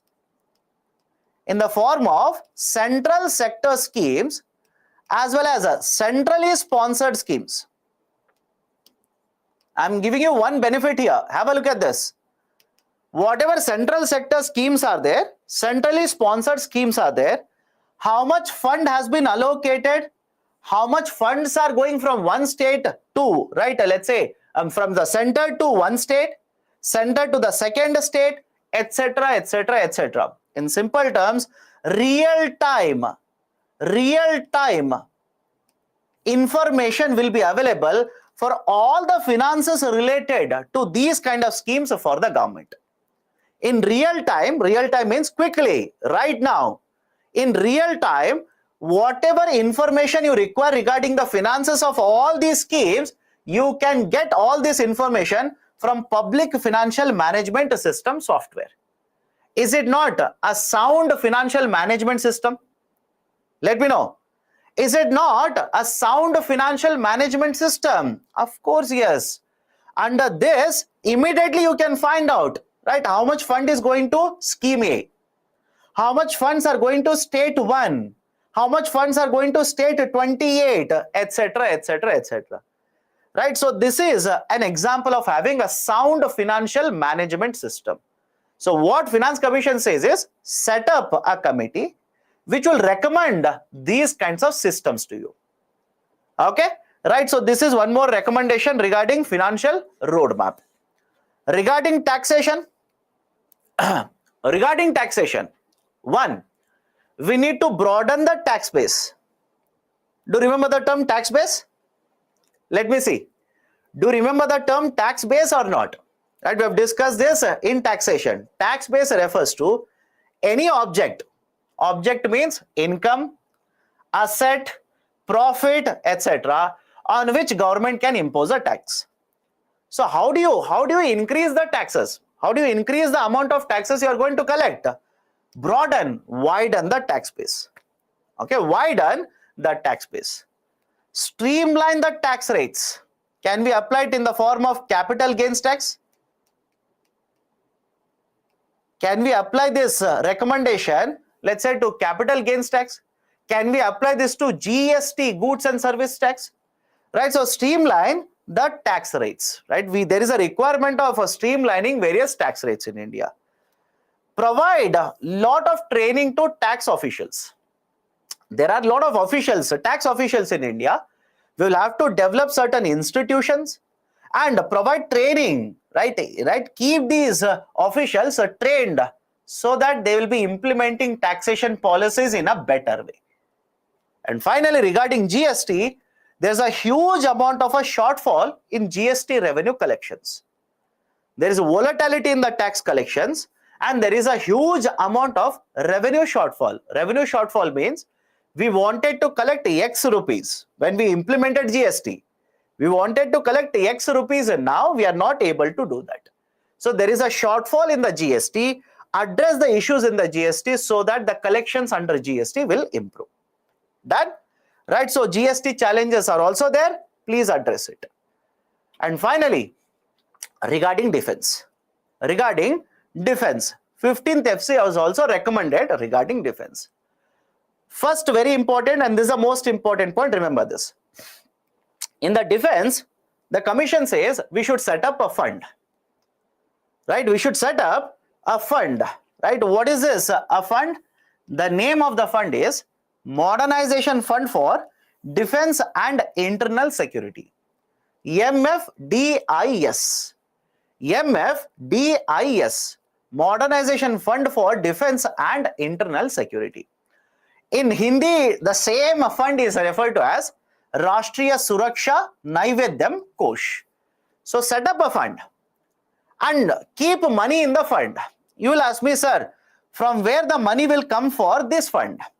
The committee says, or the commission says, the fund can be transferred from the Consolidated Fund of India. From the Consolidated Fund of India, funds can be transferred. Second, let's say there is a defense land. Let's say there is a defense land, and this defense land is given on a rental basis, a lease basis to a state government. It happens, by the way. It happens. You may not know it, but it happens. There is a defense land. Let's say we have given it on lease basis to any other government. You will collect money, transfer the money into the fund. Imagine there is an asset within the defense ministry. There is a manufacturing facility, or there is a company owned by the defense ministry, and we will sell off this asset. Right? We will simply sell off this asset. Then whatever funds are collected, transfer it to MFDIS. Done? So there are different ways through which you can collect the funds and keep it under MFDIS or Rashtriya Suraksha Naivedyam Kosh. Now what will be the usage of the funds? How will you use these funds? One, you can modernize defense services in India. You can use these funds to modernize defense services.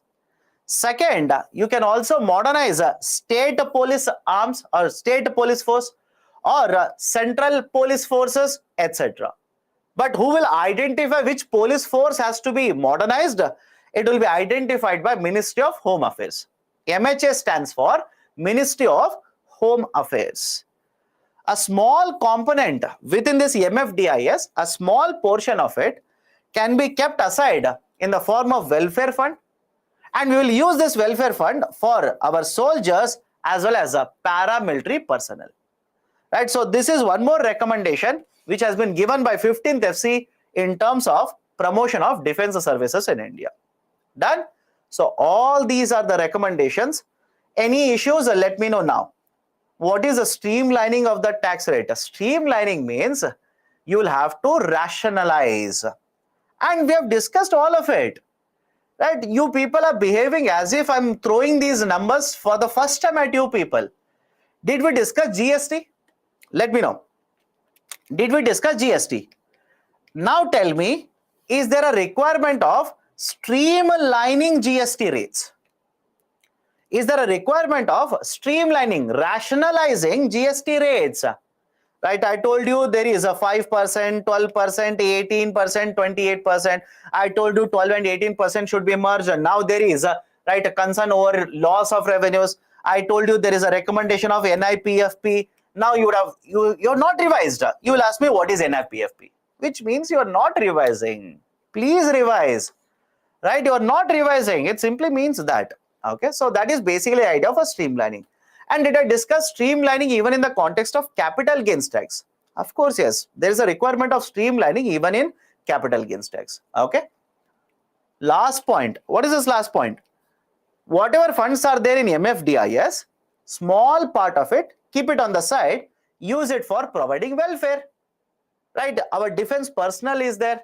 Right. Our paramilitary personnel, that is part of defense only. Right. We should provide certain welfare services to these kinds of personnel. That is basically the idea. Okay. Done. So this is a discussion regarding the concept of the Finance Commission as well as the concept related to the budgeting. Tell about state borrowings. What do you want to know about state borrowings? It will vary from one state to another state. That's the reason I generally tell the students, do not worry about what state governments do. Very rarely, very rarely, the UPSC will ask you a question on a state. Very rarely. And that will be asked because that news will be predominantly in the, or that something policy will be predominantly in the newspaper, right? That's the reason. Okay. Ministry of Home Affairs is MHA? Yes. MHA is Ministry of Home Affairs. What is the tenure of allocating funds under 15th FC for the states? 21 to 26. 21 to 26. Now, let's solve the questions. Then we'll take the break.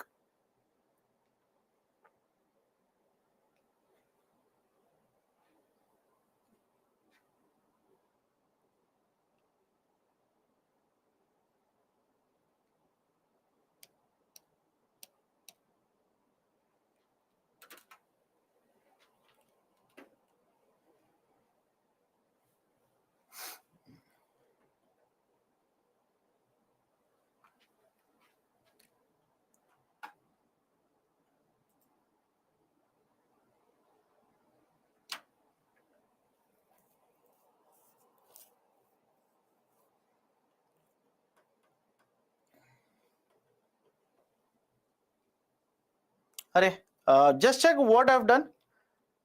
Right, I think I've given a wrong option. Let's solve it. Don't worry. I'll tell you what is the right option. I think I've given a wrong option. With reference to the union government, consider the following statements. Okay. The Department of Revenue is responsible for the preparation of union budget that is presented to the parliament. It's wrong. On the face of it itself is wrong. Why? It is a Department of Economic Affairs, DA, not the Department of Revenue. No amount can be withdrawn from the Consolidated Fund of India without authorization of the Parliament of India. Right statement. All the disbursements made from the public account also need authorization from the Parliament of India. No, this is wrong. Right, so the right option is C. Just check what option I've given. I've given option C or option B. I think by mistake I gave option B. My mistake. Okay, my mistake. Okay, so option C is the right one. Option C. Right, second statement is correct. Public account, I've told you this yesterday. You don't require any approval of the parliament. You can withdraw at any point of time, but that's your liability. Okay, next.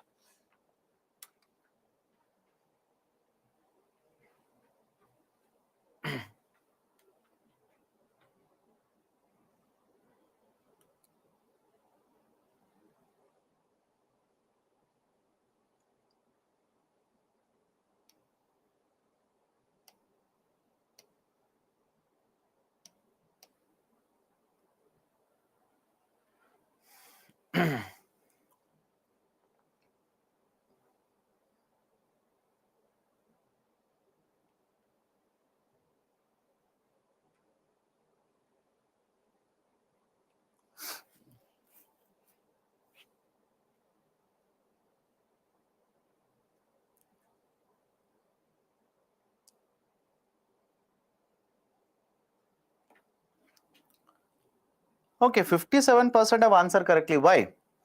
There has been a persistent deficit budget year after year. Which of the following actions can be taken by the government to reduce the deficit? Let's start. Reducing the revenue expenditure. If you reduce the revenue expenditure, will the deficit come down? Of course, yes. Introduce a new welfare schemes. Exactly opposite to the first one. Wrong. Right. Third one, rationalize the subsidy. Rationalize means, right, I'll give a very simple example. Let me ask you a question here. LPG subsidy is given in India. Done. LPG subsidy is given. How many of you think LPG subsidy is given to every house in India? And moreover, right, the question is the same thing. Do you think LPG subsidy should be given to every house in India? No. Right, rationalization means implementation should be efficient. Idea simple here. Implementation should be very efficient here.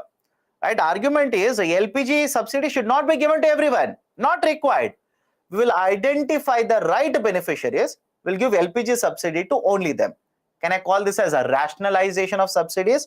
Answer is yes. Right, so efficient implementation of a policy is called as a rationalization. Okay, right, so first one is correct, third one is correct. Right option for the question will be option A, 1 and 3 only.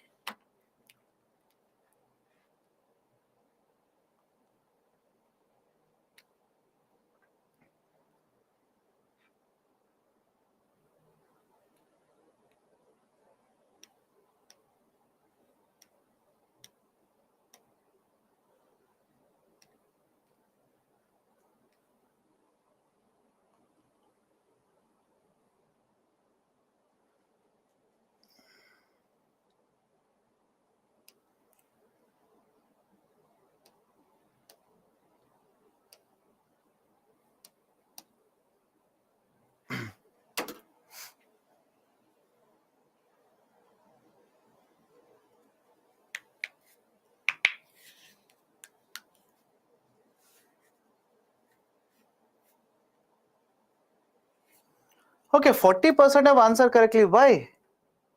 We have discussed this, right? Vote on account deals only with the expenditure side of the government's budget. Correct or wrong? It's correct, by the way. Yesterday we have discussed this. Vote on account deals only with the expenditure side. Interim budget does not give the complete financial statement like a full budget. It gives a complete detail. So second one is wrong. Okay. So right option for the question will be option A here. Option A is the right one. Now, a descriptive question here. Public expenditure management is a challenge to the government of India in the context of budget making during the post-liberalization period. Clarify it. Do not worry about the term post-liberalization period. Why? Post-liberalization simply means after 1991. I hope you understand. After 1991. Now, we have not discussed liberalization policies. Later, right? Later we'll discuss. When I take up industries, we'll discuss it. Now, why do we say it's a challenge for the government to make budget after liberalization period? These are the reasons. First, basically understand this, you will have to start with intro. You'll have to start with intro. Right? What can be an intro? The government of India in 1991 implemented a new set of policies, very famously referred to as LPG reforms. Post implementation of LPG reforms, the government has been government has been facing, not changing, not challenging, government has been facing various challenges in terms of expenditure management. What are these? Let's start. Right. Point one, fiscal deficit. Don't you think fiscal deficit is a challenge for the government today? Right. Crowding out. I have not explained crowding out. Let me explain it now. Follow this very carefully. Let me explain it. Now, here is the government of India. Let's say in 1 year, government of India borrows heavily from the market. Heavily means what? Increases its borrowings. A simple question to all of you. Think of it. If government of India increases its borrowings, what will happen to the rate of interest in the market? Tell me, what do you think will happen to the rate of interest in the market? What does your mind say regarding rate of interest? Sir, how does a government borrowing will affect rate of interest? Government will issue a bond, borrow more money. So as a result of this, what will happen to rate of interest in the market? Rate of interest in the market automatically will go up. Now, if the rate of interest keeps on increasing like this, what will happen to corporate borrowings?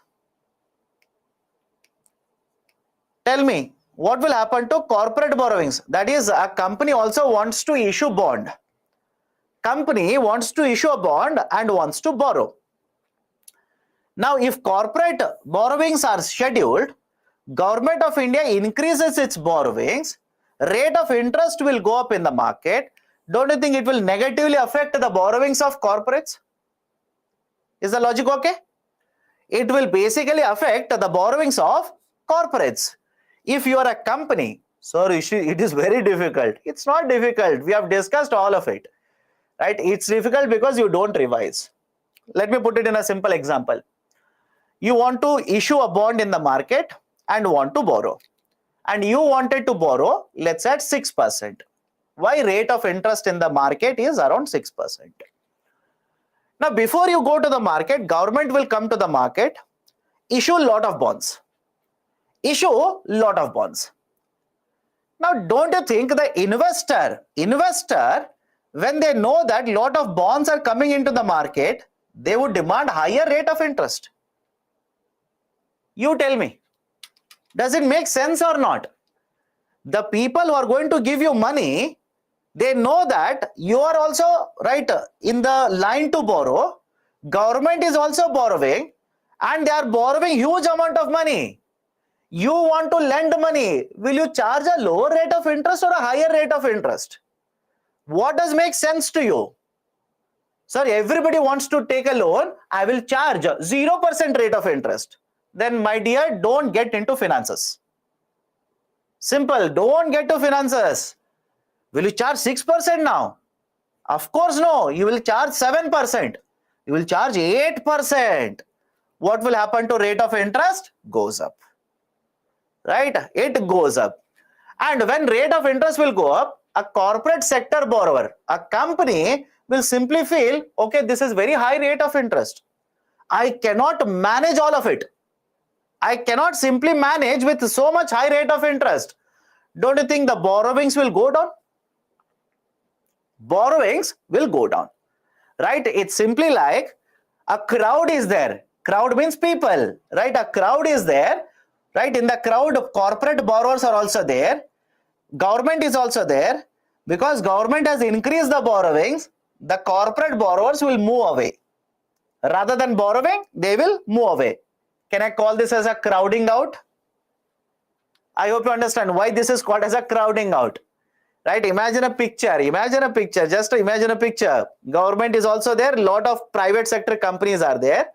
Government will start borrowing more and more. Interest rates will go up. Corporate sector will feel the burden of higher interest rate. They will reduce their borrowing. They will move away from borrowing. Crowding out. Right? Crowding out is also a problem. Why?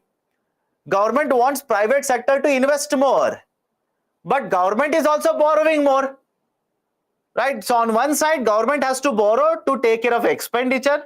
But if government borrows more, private sector will crowd out. That is the challenge for the government. Challenges of globalization, that is basically the global shock. Right? I'll give a very simple example. Fertilizer subsidy. Have you people been reading regarding fertilizers in India or not? Fertilizer subsidies. Government in the last 2 years has spent a lot of money on government, the fertilizers. Right? Why? Russia-Ukraine war. Russia-Ukraine war.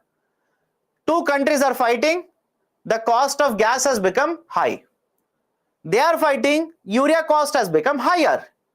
Right? Certain inputs, you require nitrogen, phosphorus, right, etc. to manufacture these fertilizer. Price of those has increased. Now, if Government of India sits quiet, doesn't do anything, Government of India doesn't do anything, let's say they will simply sit quiet, don't you think the fertilizer prices on farmers will be very high? I hope you understand. Right? Don't you think Government of India sits quiet, the fertilizer prices on the farmers will become very high.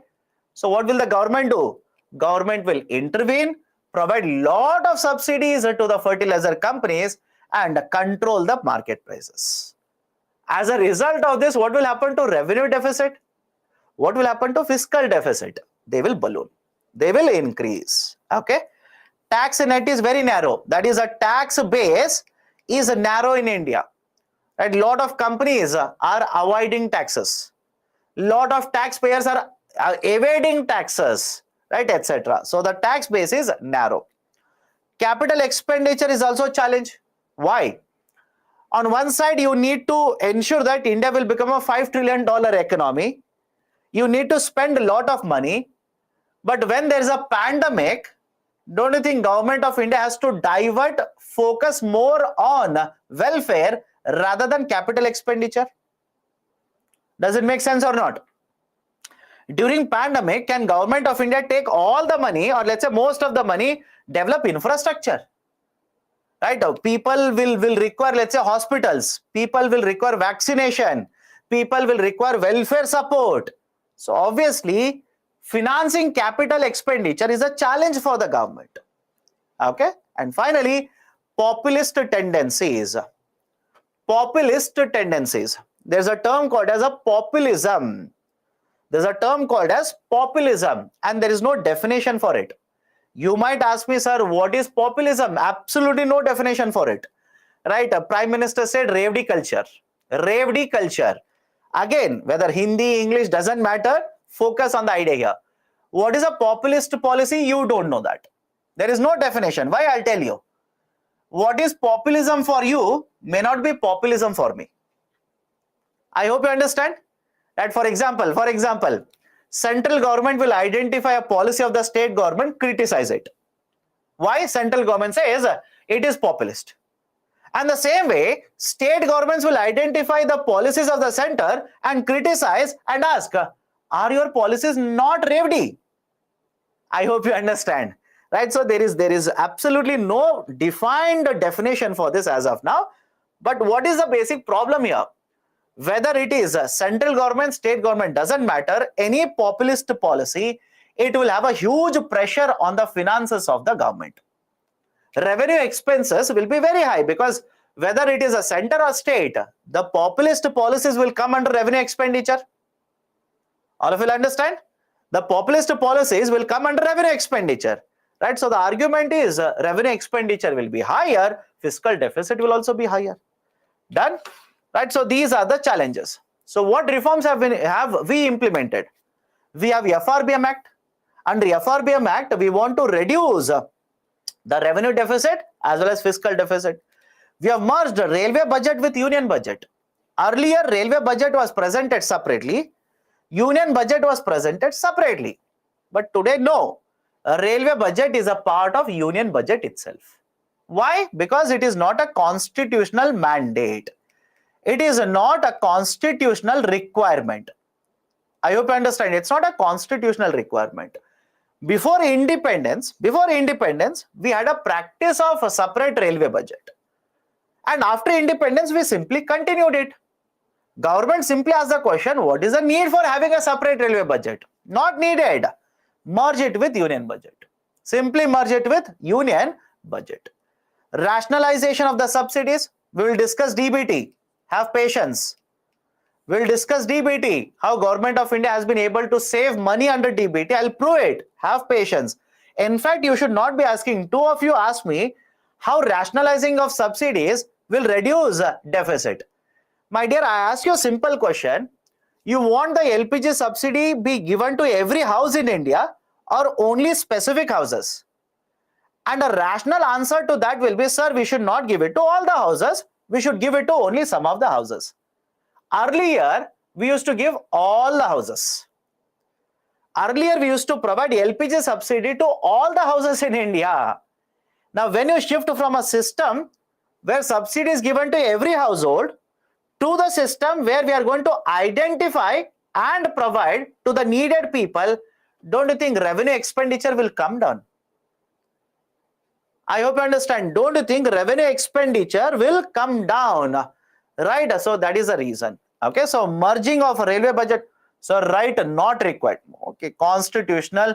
It is not a constitutional mandate. Again, you should not have a doubt. You should not have all this doubt. Right? Because railway budget, when I say budget is not mentioned in the constitution, does it not by default mean railway budget is also not a constitutional requirement? I hope you understand. Right? So again, I do not understand. Anyways, public financial management system. Just now we have discussed this. 15 minutes ago, we have discussed what is public financial management system. Right? So these are some of the reforms which have been implemented by the government in order to make budgeting exercise or expenditure management much more efficient. Done? Distinguish between capital budget and revenue budget. Explain the components of both of these budgets. This was asked last year. In the mains paper, this was asked last year. Right? And again, trust me when I say this, these are very, very easy questions. Right? I hope you understand why. Tell me in which book these kind of questions and answers are given. Let me know. Any book where this kind of a question is given as well as answer is given.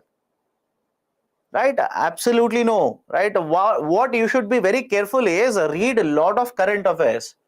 Update your notes. Keep on adding data so that you will have sufficient to answer these kind of questions.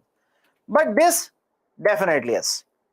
Any reference book, sir, A, B, C, D, any reference book, you will come across this. Right? What is a revenue account? What is a capital account? Under revenue account, revenue receipts, revenue expenditure. Under capital account, capital expenditure, right? And capital receipts. We have discussed this. It is there in the slide itself, in the PPT. You will have to simply by heart and write it in the exam. Okay. So this is one more question which has been asked, right, from the UPSC. Third one, women empowerment in India needs gender budgeting. What are the requirements and the status of gender budgeting in the Indian context? We have discussed gender budgeting. I hope you know that. Yesterday only we have discussed gender budgeting. Right. So three parts to the question or answer here. Introduction, main body and conclusion. Introduction, what is gender budgeting? When it was introduced, we have given the data yesterday. Please have a look at it. Main body, what is the need for gender budgeting in India and what is the status? Right? Have I given you the data regarding status? Right? Part A scheme, Part B scheme, most of it will go into this example of a Part A, example of a Part B, etc., etc. All of data is there. Right? Please have a look at it. And finally, in terms of conclusion, you can say for the financial year 23 and 24. For the financial year 23 and 24, how much funds have been allocated, right, etc., like this. Done? Right, so that is the answer to the question on women or gender budgeting. Okay, so these are the points that I wanted to discuss regarding the budgeting as well as the finance commission. Now, any doubts that you people have, let me know. So how narrow tax net is related to LPG reforms? I did not say it is related to LPG reforms. You are reading the question wrong. You are reading the question wrong. Question says, after 1991, the government is finding challenges in policy making, that is budget making. You are supposed to write what are the challenges. Is it asking you how LPG reforms has made budgeting difficult? Please read the question carefully. Read the questions carefully. Question is not asking you how LPG reforms is making budgeting difficult. It's saying after 1991, budgeting is a challenge. Why? That is the question. Right? When it's a central choice to follow or not according to the Finance Commission, then what's the point in having these commissions? What is your recommendation? You tell me what is your recommendation, not to a Finance Commission. There should be certain recommendations. No, on that only you will be able to evaluate what the government is doing. Otherwise, again, hypothetical situation. Otherwise, imagine there is no Finance Commission. Your argument is, if they're not following, why should we have it? We will abolish it. Now, you tell me what is a guarantee to ensure funds will go to the states which are having a government which is of other party compared to central government. You tell me. I hope you understand. How will you ensure, how will you evaluate what central government is doing?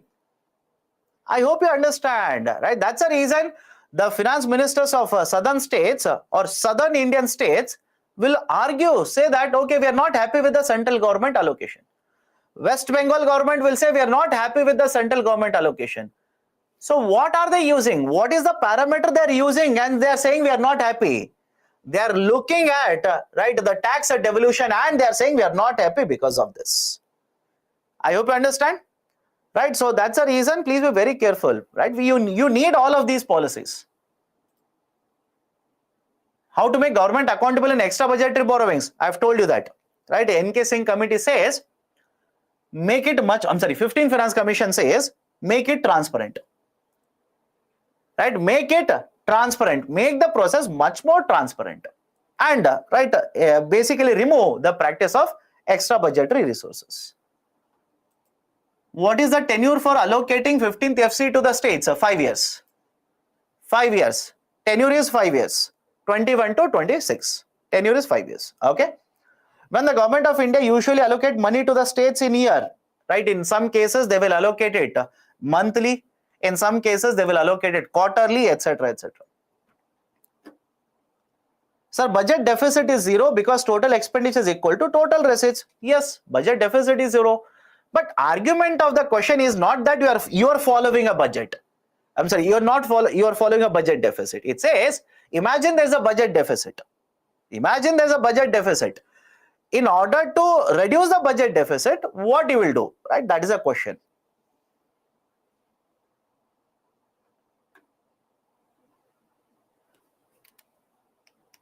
Okay. Any other questions you people have? What is populist tendency? Again, I'll say this. There is no definition of populism. Right? I don't understand. Okay. So have a look at this. There is no definition of populism. I said populism basically means for election reasons, for making people happy. That is one way you can understand, but don't write it. Because like I said, there is no definition. Why will you write this? then it simply means you already have a negative viewpoint. So the argument is what is populist for you may not be populist for everyone. Right? So that's the reason I said we will have to control these kind of measures. Okay. How narrow tax net will pose a challenge? My dear, you are not revising. Right? I'll tell you the reason. Go to the taxation chapter, right? Open that chapter and open issues related to taxation in India. Open the issues related to taxation in India. Have I not written companies are avoiding taxes? Right? Individual taxpayers are evading the taxes. Is it not a narrow tax base? Is it not a problem for government of India in making expenditures? Okay. Again, please understand this. I'm not concerned in the sense you people are not reading. You should be concerned. You should be concerned about it. You people are not revising.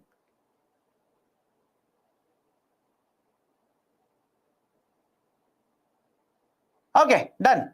Let's take a break now. Let's take a break. Okay, so I'll restart at 8:12. I'll restart at 8:12. Take a break.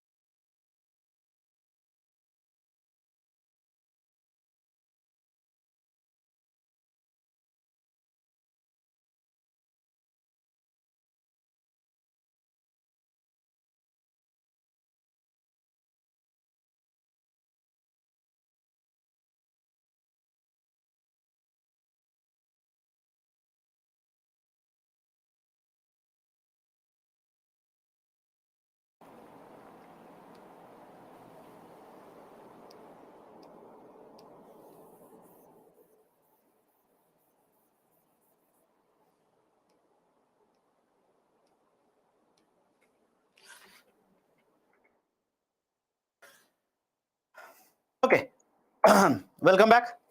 Am I audible? Let me know. Am I audible? Done. Let's start. So the next chapter that we'll be discussing will be financial market. Concept of financial market. In financial market, what we will discuss? We'll start with the structure of the financial market. Then we'll discuss external commercial borrowing, concept of credit rating, mutual funds, ETF, exchange traded funds, the P notes, types of bonds, and as usual, we'll take up questions. Now let me start with the idea of a financial market. What do you mean by the financial market? And whenever you come across the term financial market, do not imagine there is literally a physical market. I hope you understand what do you mean by physical market. All of you have been to market to purchase onion. All have been to market to purchase groceries. Do not imagine that such market is there. No, everything is done online now. Right? Everything is done online. So do not imagine that and don't ask me, sir, where should I go to purchase this? Where should I go to sell this? No, you can do it everything online itself. Okay, let's start. What is a financial market? Financial market facilitates trading of financial instruments. Trading of financial instrument. Any example of a financial instrument? All of you heard of bond now? Yes or no? Let me know. All of you heard of bond? Government bond is there. Corporate bond is there. Right? So basically, financial market will facilitate. Facilitate means allow, promote, buying and selling of instruments such as bonds. Instruments such as shares. We'll discuss today. It will facilitate sale of shares. It will facilitate trading of bonds, etc. So whenever any market will facilitate trading of financial instrument, we'll simply call this as a financial market. Financial market, for convenience, has been divided into two parts. One is the money market. Second one is the capital market. Sir, why do we divide this into money and capital? Let me start with a very simple example here. Imagine here is a company. Okay, imagine here is a company. Company will require money for short duration. Company will require money for short duration. Company will also require money for long duration. Sir, for what reason? Let me give you examples. Company wants to borrow. Company wants to borrow so that they will purchase raw materials. They will pay for raw materials and purchase raw materials. They will have money to pay for electricity bill. They will have money to pay for salaries of the employees. Done? So whenever the companies will require, right, whenever such borrowers are there who want to borrow for shorter duration, generally up to 1 year. Shorter duration means up to 1 year. They will go to a market which is called as a money market. Let me know right now itself. Right? A borrower is there. Company is nothing but a borrower here. A company can be a borrower. A bank can be a borrower. Right? Anything. A borrower is there in the market who wants to borrow for shorter duration, up to 1 year. For this kind of a requirement for up to 1 year, we go to money market. And these requirements, that is paying for salaries, paying, let's say, for raw materials, etc., etc., the money that is required is called as working capital. Is referred to as working capital. What do you mean by working capital? The money that is spent by the company on day-to-day basis for taking care of day-to-day requirements such as raw materials, electricity, salaries of the employees, etc. So for working capital requirement, borrowers will approach money market. What about longer duration? You want to purchase one more company. Agreed? You want to purchase one more company. You want to purchase a machine. Will you borrow for a shorter duration? No, you will borrow for longer duration. Now, can I simply say for capital requirements, that is investment requirements. Capital investment requirements, the company will approach the capital market. Right, so remember this, for working capital requirements, we go to the money market. For investment requirements, a long duration, we will go to capital market. Right, so sir, again repeat it. You want to borrow for short duration, you will go to money market. Short duration means up to 1 year. You want to borrow for more than 1 year duration, you will go to capital market. Now, money market, I've given certain examples here. Capital market is further divided into two parts. One is a debt market and the other one is equity market. And many of you are typing, what is equity? I'll go to that, have patience. I have not yet finished this, have patience. Let's go one by one. Let's start from this side, money market. But before that, I've given you certain differences between both capital and money market. Have a look at it. Money market will deal with instruments which are of short duration. Can I give you one example? Tell me what is the duration of repo and reverse repo? Let me know. What is the duration of repo and reverse repo? Right? Is it 5 years? Is it 20 years? Is it 40 years? Absolutely no. I said short term.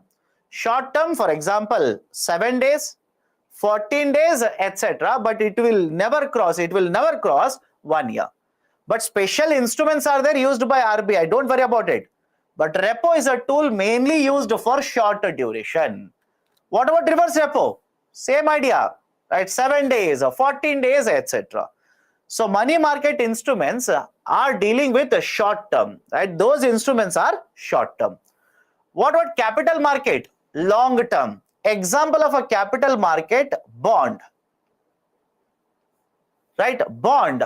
Do you remember the concept of a bond? Bonds are issued for long duration, that is 2 years, 10 years, 30 years, etc. So short term instruments here, medium and long term instruments here. It will deal with working capital requirements. It will deal with capital formation, that is investment requirements. Who are the main participants in the money market? Banks are the main participants. Can you participate? Can I participate in the money market? There are tools. I will tell you where we are allowed. Don't worry. Who are the main participants in the capital market? Apart from the banks, we have many other financial institutions. For example, insurance companies, mutual funds, investment funds, brokerage firms. Lot of participants are there in the capital market. What about general public, individuals? Right? In case of money market, very, very little presence is there. Very few of the instruments we are allowed. I will give you examples, have patience. Whereas in case of capital market, the retail investors, individual investors presence is much, much higher. For example, can you participate in the stock market? Let me know. Can you participate in the stock market? Can you participate in the bond market? Answer is yes. But let me ask you a counter question now. Can you participate in repo rate? Can you participate with RBI under repo rate? No. Repo rate is an agreement between RBI and a bank. What about reverse repo rate? Again, no. It is an agreement between a bank and a RBI. What about, let me ask you one more question. What about marginal standing facility? Can you participate in the marginal standing facility? Again, no. Right? So that's the reason retail investor participation in money market is very, very small area. I'll show you that. Right? Whereas in capital market, it is much, much higher, comparatively much higher. And who is the regulator in the money market? Reserve Bank of India is the regulator. And who is the regulator for capital market? It is SEBI. Mainly it is SEBI. Right? A stock market, it is SEBI. Done? These are the differences. Now let me start with instruments. Let me start with the instruments. First one, if you look at the picture here, first one I have given repo and a reverse repo. We have discussed it, so I'm skipping it. What is repo? It's basically a system or an agreement wherein RBI will give a short-term loan to the bank.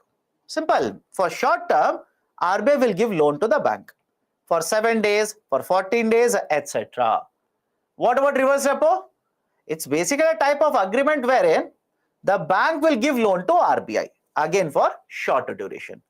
So again, we have discussed repo, reverse repo in detail earlier. That's the reason I'm not touching it. Let me start with the second one directly. Let me start with the second one directly. 2, 3, 4 and 5. Let me start with call money market. Now, what is this idea of a call money market? Right, have a look at this idea of a call money market. Whenever one bank will lend to another bank. I repeat, whenever one bank will lend to another bank, either for 1 day or for 7 days or for 14 days, this market is called as call money market. Any difficulty? Let me know now. Right? One bank is giving a loan to another bank. Sir, why is the second bank taking a loan? It could be falling short of money. Simple.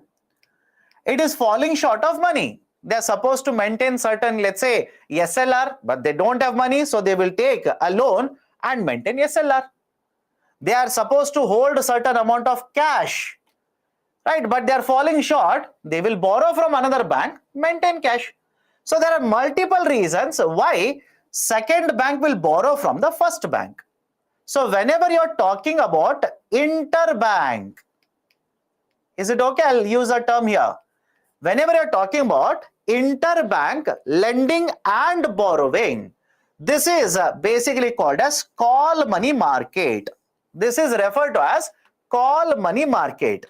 Sir, why they are borrowing another bank? Why not with RBI? My dear, you tell me, should RBI keep on lending unlimited amount of money to a bank? We have discussed this, by the way, but since you're asking me, I'm asking a question. How many of you think RBI should keep on giving loans without any limitation to the bank? Let me know if there is anyone who says yes. Right? And if you say yes, be ready for another question. Then what will you do if the bank fails? Right? So that's the reason there are limitations. RBI has imposed limitations on lending activity. So one bank will borrow for a very short duration, 1 day, 7 days or 14 days. That is, interbank lending and borrowing will take place in a market which is called as a call money market. Now within this, whenever the loan is given for only 1 day, that is overnight purposes. Whenever it is given only for 1 day, that is overnight purposes, this is called as a call money. This is referred to as call money. But if it is more than 1 day, that is, let's say for 7 days, it is for 14 days, etc., then this is referred to as a notice money. But it's a short duration. It's a short duration itself. But if it is only for 1 day, that is, you borrowed today, repaid tomorrow, it is called as a call money. And if it is for more than 1 day, 7 days or 14 days, this is called as notice money. This is called as a notice money. And whenever one bank will lend to another bank, Bank 1 will charge a rate of interest. Bank 1 will charge a rate of interest. And this rate of interest is called as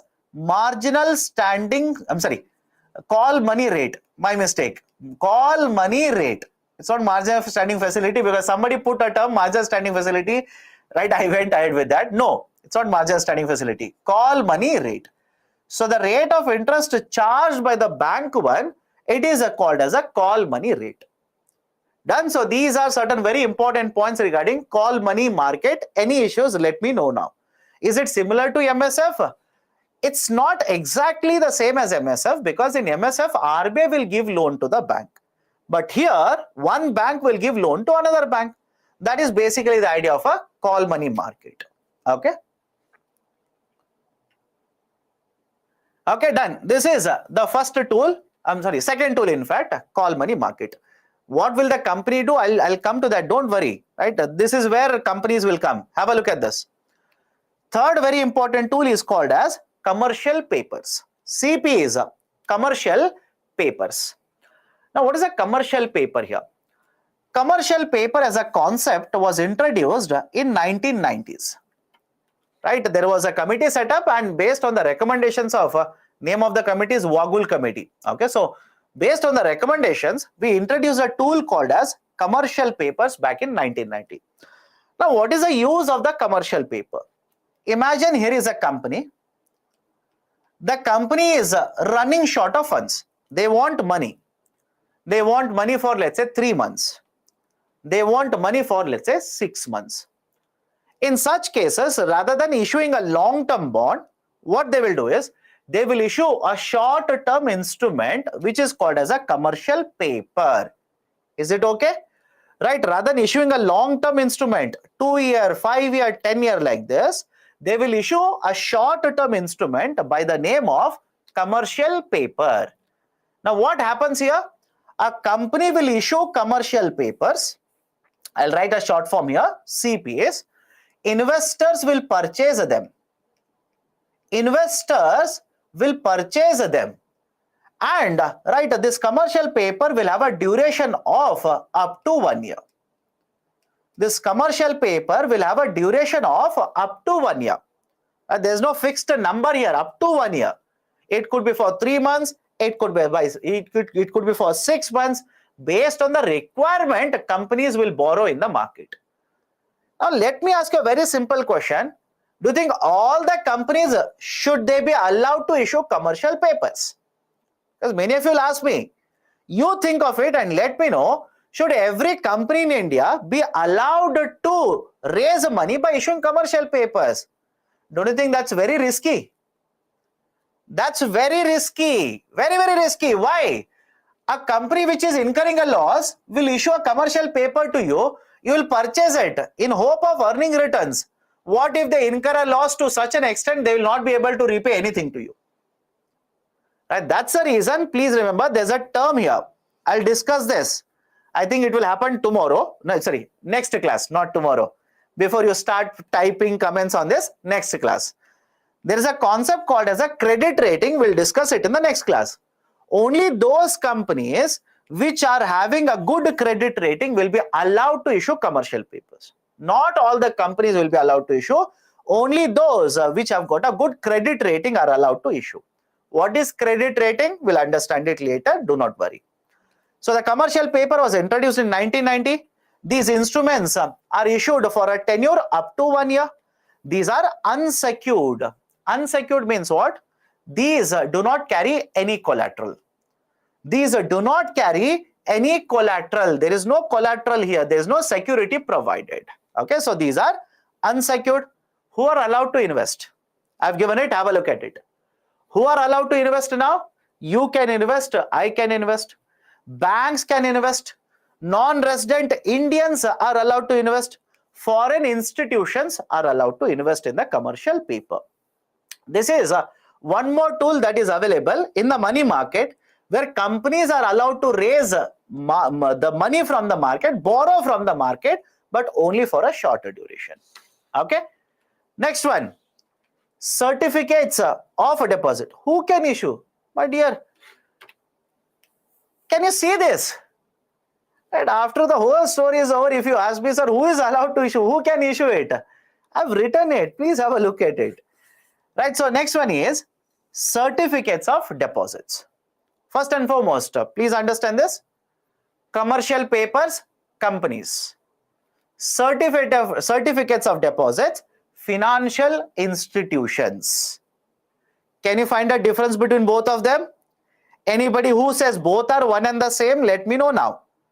Right, so commercial papers, companies, certificates of deposits, financial institutions. Sir, what kind of financial institutions? NABARD, Exim Bank, right, other scheduled commercial banks, etc. So certificates of deposits are allowed to be issued by financial institutions. Okay, point number one. Point number two, These are short term in nature. These are short term in nature, 3 months, 6 months, etc. But again, up to 1 year. Sir, why are these institutions issuing these instruments? The institutions might be falling short of deposits. Institutions might be falling short of funds for working capital requirement. So for this reason, the financial institutions are allowed to issue short-term instruments in the market, that is called as a certificate of deposit. These are short-term, these are tradable or transferable in nature. These are tradable or transferable in nature. What do you mean by tradable or transferable? Tradable or transferable simply means, imagine I have purchased a certificate of deposit. Can I sell it to you? Is it allowed? Answer is yes. I hope you understand. I have purchased a certificate of deposit from, let's say, a bank. Can I transfer it to you? Can I sell it to you? Answer is yes. That is basically the idea of a tradability or transferability. The minimum amount in case of certificate of deposit is 5 lakh rupees. Minimum amount is 5 lakh rupees. And again, these are unsecured. Don't ask me. By default, these are unsecured. And who are allowed to invest in this? Individuals such as you and me. Companies, other financial institutions are allowed to invest in certificates of deposit. Right? So this is one way through which financial institutions can raise money for very short duration.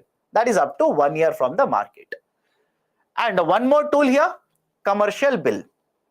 One more tool here, it is a commercial bill.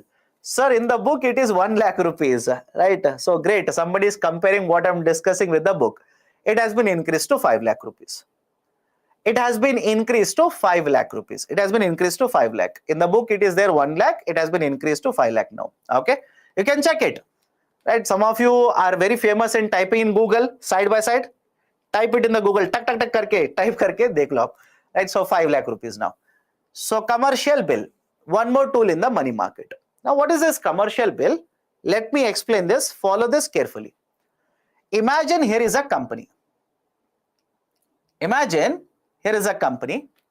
The company has purchased raw materials from a seller. They have purchased raw material from a supplier. And whenever they purchase this raw material from the supplier, company will not make the payment immediately. They will not make the payment immediately. What the company says is, give me 45 days. This is called as a credit cycle. Is that okay? Right? The company says, give me a time period of 45 days. After 45 days, I will repay or I will pay this amount. Let's say the amount is 2 lakh rupees. Amount is 2 lakh rupees. Now imagine I am the supplier, you are the company. I have supplied raw material, 2 lakh rupees worth. You are telling me, sir, I will pay you the amount. Not today, but after 45 days. So what I will tell you is, then give me certain instrument. Give me certain security that, right, that shows that you owe money. You have to pay 2 lakh rupees, right? I need certain document to prove that. So what you will issue now is commercial bill. I hope you understand what the company, that is the company or the side which owes money, the company will issue a commercial bill. Now what is the use of this commercial bill? The use of the commercial bill is, I am the supplier. I know that after 45 days, I'll get the money. Let's say I'll take a simple number here. Imagine the trade happened on 1st of January. 1st of January. So 45 days, let's take a hypothetical number. 14th of February, you're supposed to make a payment to me. On 14th of February, you're supposed to make a payment. But what if I require money on the 15th of January? Is it okay? I need money on the 15th of January. I will come to you and ask for money. Will you pay the amount to me? How many of you will say, sir, yes, sir, because you need money, I will pay it to you. If you do that, you will fall short of money, right? From someone, again, you will have to borrow, right? So argument is simple. You have asked for 45 days. You will tell me, sir, on 14th of February, it's a Valentine's Day, so I will make your payment. Don't worry, right? But I need money now. I need money on 15th of January. So what should I do? This is the specialty about commercial bill. This is a specialty. I can take the commercial bill, sell it to somebody else in the market. Simple. I can take that commercial bill, right, sell it to somebody else in the market.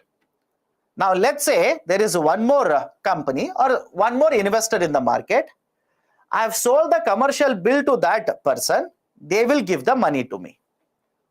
But understand this carefully. If I simply use alphabets, imagine company A is there, supplier is B, and the investor I'm talking about is C. What is the reason why C will give the money to me? I hope you understand. What is the reason why C will give money to me? Because understand this carefully. When C will take the commercial bill from me, he will charge a certain amount of money for providing this service. I hope you understand. Right? He will charge a certain amount of money. It's not free of a cost. In economy, there is a statement.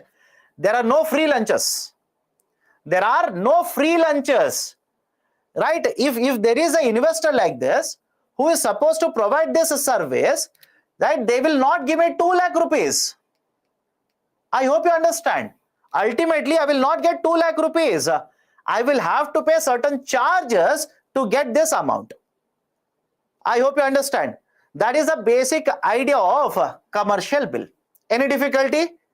That is the basic idea of commercial bill. Commercial bills are also referred to as a trade bills or bills of exchange, which are drawn by one business or a firm or a company on the name of the other instead or whenever there is a credit transaction. Sir, not understanding. Okay, I'll repeat it. Follow this carefully. Right, let's say I've sold raw material to a company. Okay, not you now, forget it. Okay, I've sold raw material to a company. Company says I will give the amount after 45 days. So I will ask the company to give me an instrument which shows that they owe 2 lakh rupees. The company has to pay 2 lakh rupees. The instrument says that. Now after 15 days I need money. Right? I cannot go to the company because company says I've asked 45 days. I will not give it after 15 days. What should I do now? You tell me, what should I do? I need money for raw materials. I need money to pay electricity bill. I need money to pay salaries or wages of my employees. But I don't have money. What should I do now? Can I show them the bill and say, see, after 1 more month, I'll get money and I'll pay the money to you? They will not accept it. They want money right now. So what I will do now, I will take the bill, give it to you. Is it okay? I will give it to you. Now imagine this situation. I will give 2 lakh rupees. I'm saying I'll give you a bill worth 2 lakh. You will give me 2 lakh. What is the incentive for you? I hope you understand. What is the incentive for you? You tell me. Because you will have the bill now. After 30 days, you will go to the company. You will show the bill to the company and the company will give you 2 lakh rupees. But what is the incentive for you? Simply you're doing charity here? Absolutely no. That is the reason when you give the money to me, you will collect charges from me. You will simply collect charges. This is basically the idea of commercial bill. Any difficulty now? This is basically the idea of a commercial bills. Right? Our short-term instruments are generally issued, right, for 90 days. These are tradable and banks do provide credit on this, which is called as a bill discounting. Right? That is, again, understand this. There's a concept called as a bill discounting. Right? What I explained right now is factoring. There is also a concept called as a bill discounting. What is bill discounting? I have a commercial bill. Value is how much? 2 lakh rupees. Company after 30 days, right? That is, let's say after 15 days plus 30 days. Another 30 days, company will pay me 2 lakh rupees. But I need money.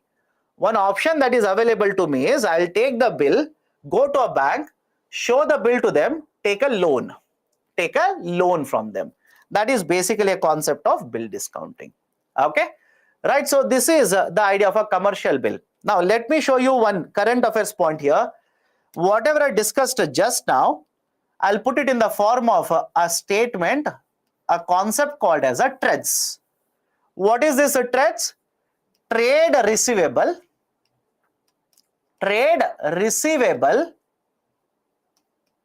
e-discounting system. Trade receivable e-discounting system. Okay, trade receivable e-discounting system. Okay, TREDS. The TREDS system has been proposed, implemented by RBI.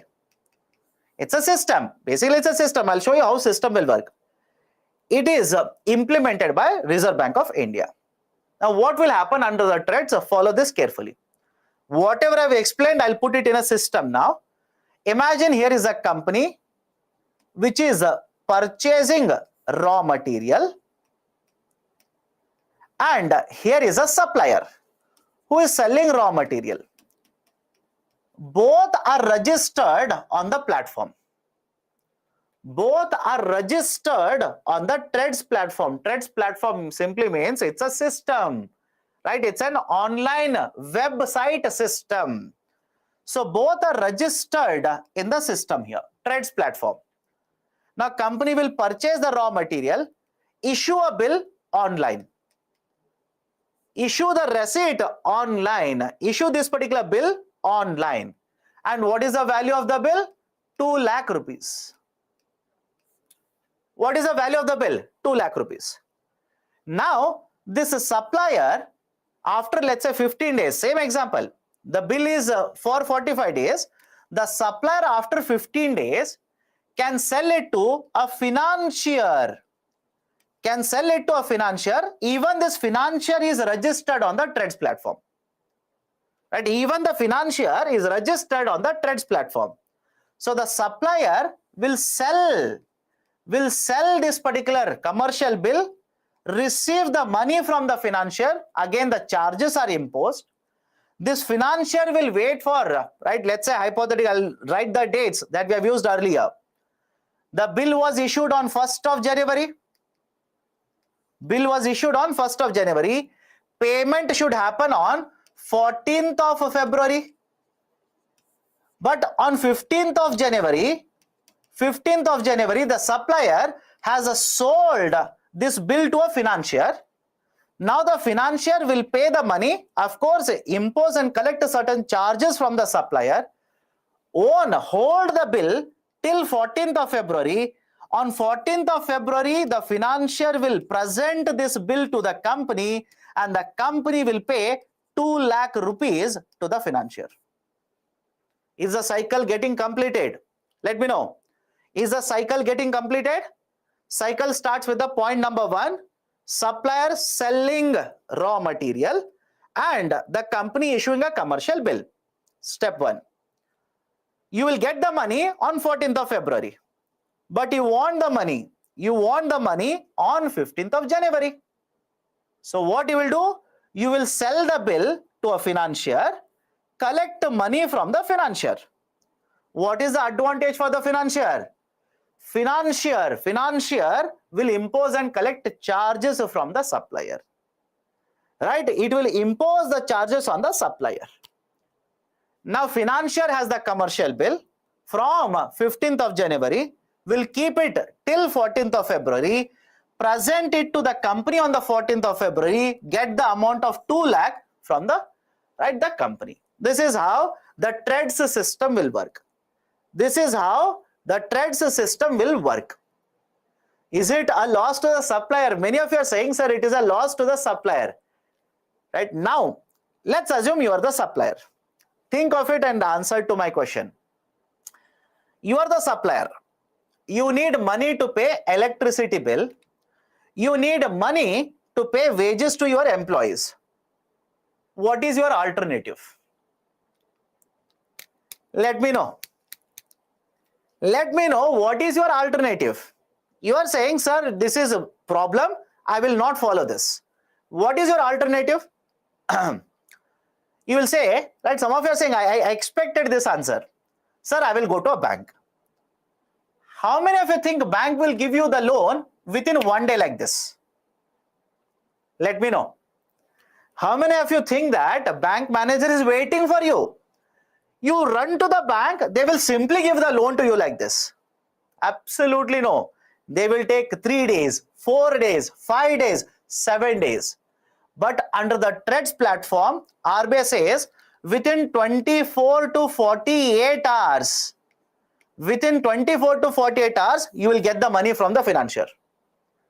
And even if you go to the bank, will the bank not charge you rate of interest? I hope you understand. Even if you go to the bank, will the bank not charge you rate of interest? How many of you think simply the bank will give you right amount without charging any rate of interest? So argument is simple. Either you go to the bank or to the TReDS system, you will have to pay rate of interest. You will have to bear the burden of charges. But the advantage under the TReDS system is you will get it within 24 hours to 48 hours. Very quickly the amount is transferred to the company. I hope you understand. Why should the supplier pay charges? My dear, you are supposed to receive 2 lakh rupees. Why will the company pay charges? Because you need 2 lakh rupees. Does it not make sense to you? You are supposed to receive 2 lakh rupees. Why will the company pay charges on your behalf? In what world do you think that is correct? Company says, I will give you after 45 days. You wait for 45 days, but you are not ready to wait for 45 days. So is it a problem of the company or the supplier? I hope you understand. Is it a problem of the company or the supplier? It is supplier problem. Why will the company pay charges? I hope you understand. Right? So this is how TReDS system will work. Is it okay? Right? This is how the TReDS system will work. Raw materials are purchased by companies, so they should pay. You want to, right, understand this. You want to have a system wherein you will purchase the raw material today and make the payment today. Does it make sense to you? Let me see. You want a system wherein, sir, company is purchasing raw material, so company should pay the money to the right supplier. It simply means, according to you, company has purchased raw material today, they should pay the money today itself. No, that is not how the market will work. If you say, yes sir, they should do it, trust me, you will not survive in the market. You will not survive in the market. I'll give you guarantee regarding that. You will not be able to survive in the market. Why? Company has purchased, let's say I'm the manufacturer, you are selling it to me. I'm manufacturing this pen. You will sell plastic to me. You want me to make a payment today itself. Where is the money with me to make the payment? You tell me. Where is the money with me to make payment? Does it not make sense for me to purchase raw material first, manufacture pen, sell the pen, get the money, then make your payment? Right? So that's the reason you will not be able to survive in the market, and this is how market works. Whether you like it, don't like it, sir, this is very cruel. My dear, it is capitalism. Right? I hope you understand. It is capitalism. Right? In capitalism, this will happen. This is bound to happen in capitalism. Why? Every one of us is working for profits. I hope you understand. Every one of us in capitalism is working for profits. There is no free lunch in the economy. Okay. Now money market is done. All the instruments in the money market I've covered. Repo and reverse repo, call money market, commercial papers, certificate of deposit, as well as commercial papers. Come to the other side. Capital market. Come to the other side. Capital market. In capital market, we have divided the capital market into two parts. The debt market as well as equity market. Why? What is the basic idea here? Here is a company. Let's say here is a company.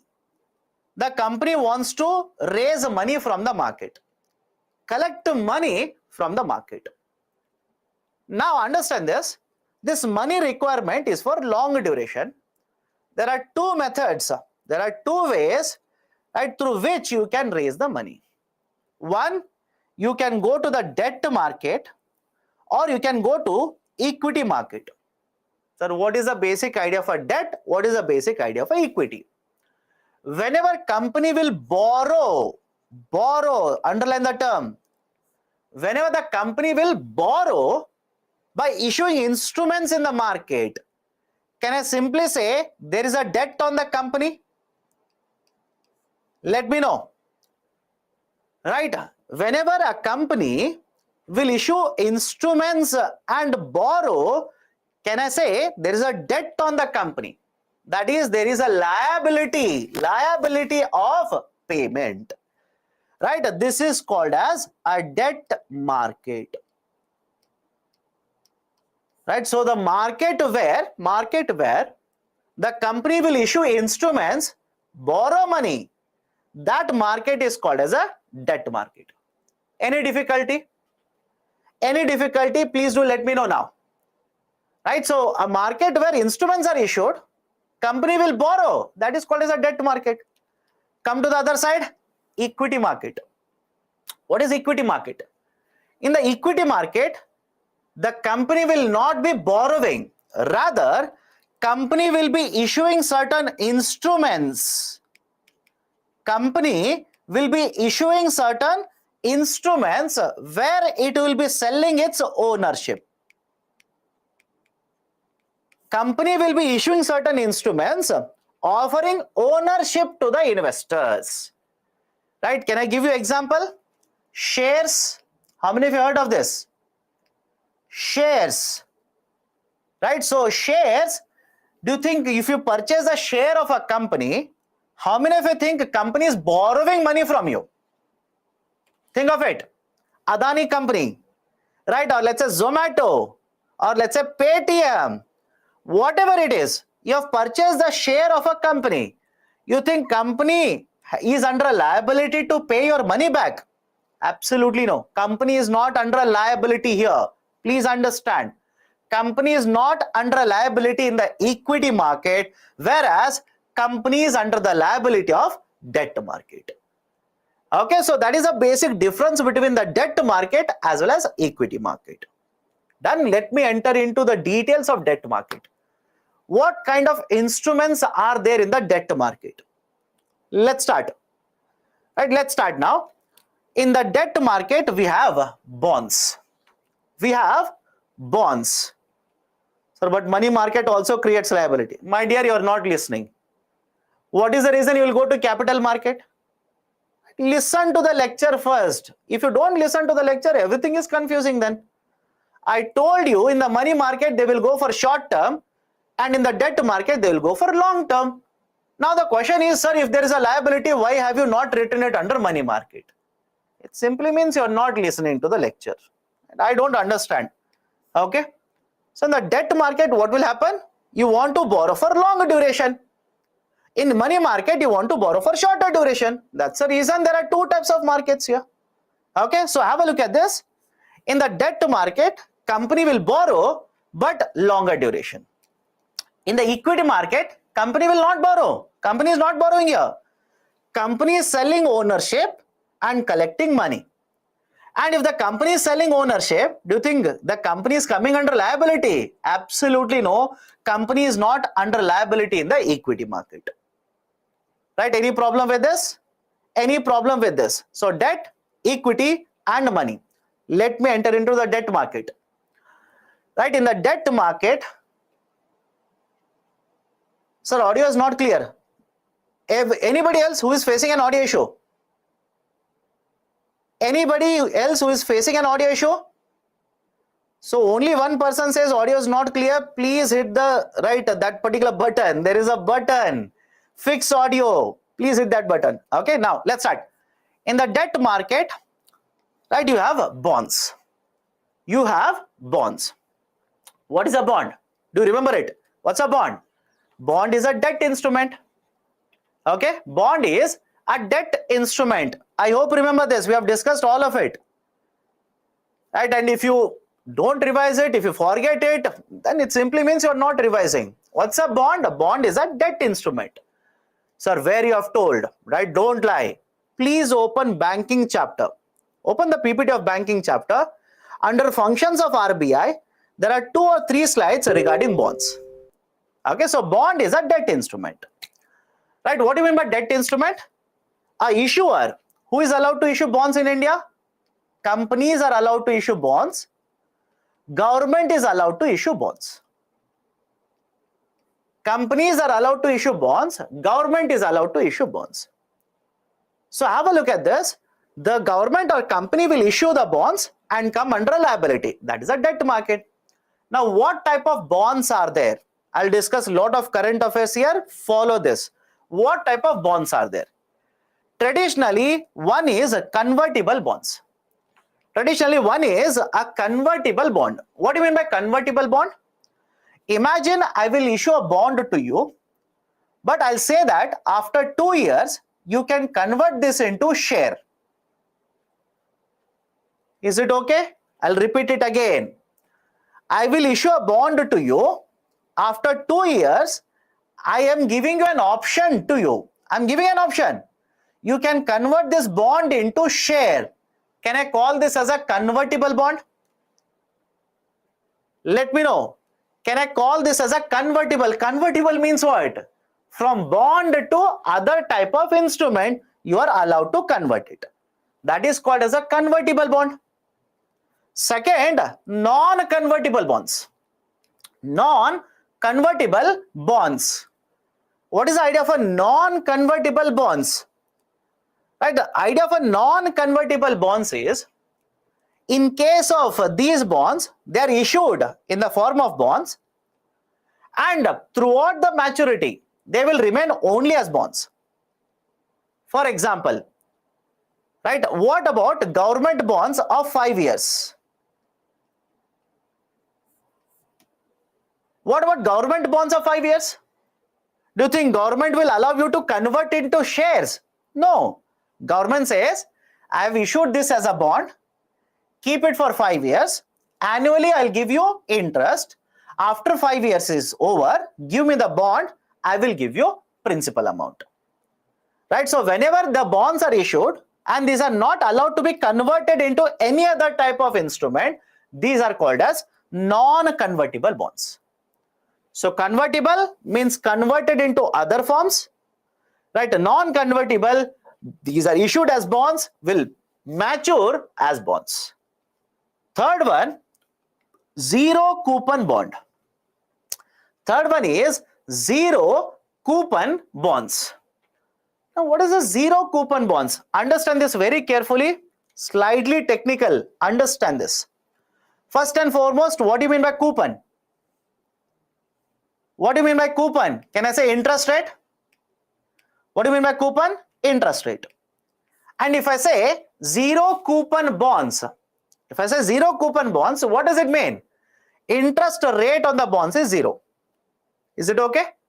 Interest rate on the bonds is zero. Now, point number 2, right? Follow this and answer to my questions. If a issuer, let's say government has issued a bond, they will have to calculate the coupon amount. On what they will calculate the coupon amount? Will they calculate the coupon amount on the face value, or will they calculate the coupon amount on the market price? Right, we have discussed all of this. Right, don't make a mistake here. Right, whenever the government or any corporate entity has issued a bond, the coupon amount is calculated on what? It is calculated on face value. Right? Or 3 people are saying market price. How, my dear? It is not on market price. It is on face value. We have discussed all of this. Right? It's as if introducing everything for the first time. No. We have discussed all of this. Right? So it is on face value. So where you have discussed. Again, go back to banking. Open it. You will see. I have given pictures of bonds. I have written, right, face value is 100, 110 like this. Everything is there. Okay. So point number 1, what is a coupon? Coupon means interest rate. Point number 2, whenever the issuer, be it the government, be it the private sector, whenever they want to calculate, right, the coupon, they will calculate on face value. Now look at the next point. The company or the government will issue a bond to you. Imagine this is the bond. In fact, I've written it. It is there. Picture is there. Imagine this is the bond. Company is issuing this particular bond with the face value of 100 rupee. But they will not collect 100 rupee from you. They will collect 90 rupees from you. Imagine I'm the company.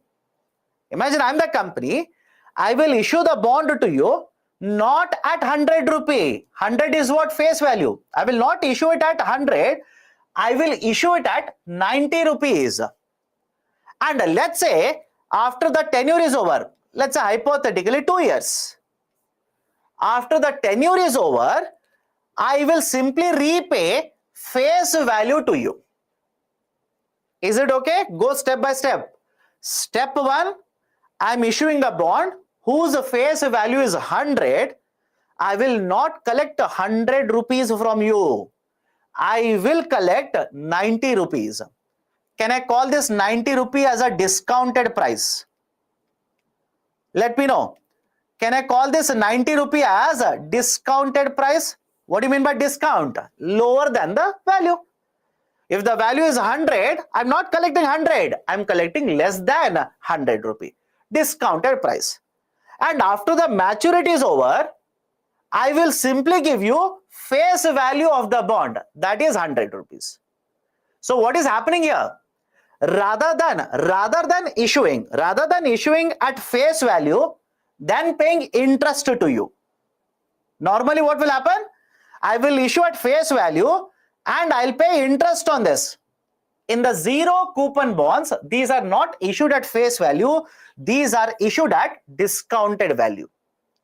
And after the maturity period is over, I will simply give you face value. It's not that you are not earning anything here. Do not be confused here. It's not that you are not earning anything. You are earning 10 rupee. I hope you understand. You are paying 90 rupee. You are earning 10 rupee. But tell me, is there any coupon calculated here? Let me know. Is there any coupon calculation done here? Coupon calculation is not done. Right? You have borrowed 90, you are repaying 100. So there is no coupon. That's the reason these are called as zero coupon bonds. Is it okay? That's the reason these bonds are referred to as zero coupon bonds. ZCBs, zero coupon bonds. Any difficulty in this? Sir, why are they issuing zero coupon bonds? Is there a demand for this? Of course, yes. As an investor, I hope you understand. As an investor, you should be worried whether you are going to get returns. Are you getting returns here? Point number 1. Are you getting returns? Right? Answer is yes. Second one, can I simply say if you purchase a zero coupon bond, there is a guaranteed return to you. Let me know. I'll repeat a statement here. If you purchase a zero coupon bond, there is a guaranteed return that you are going to earn. Now, what if you are planning what to do after retirement? Think of this, right? Are there demand for this? Of course, yes, there is a demand for these kind of bonds. Why? You are basically planning how much money you should have after retirement. You tell me what makes sense to you. Investing in a bond where you do not know what will be the price, how much returns you are going to get, or in a bond where you know you are going to get 100 rupees after retirement.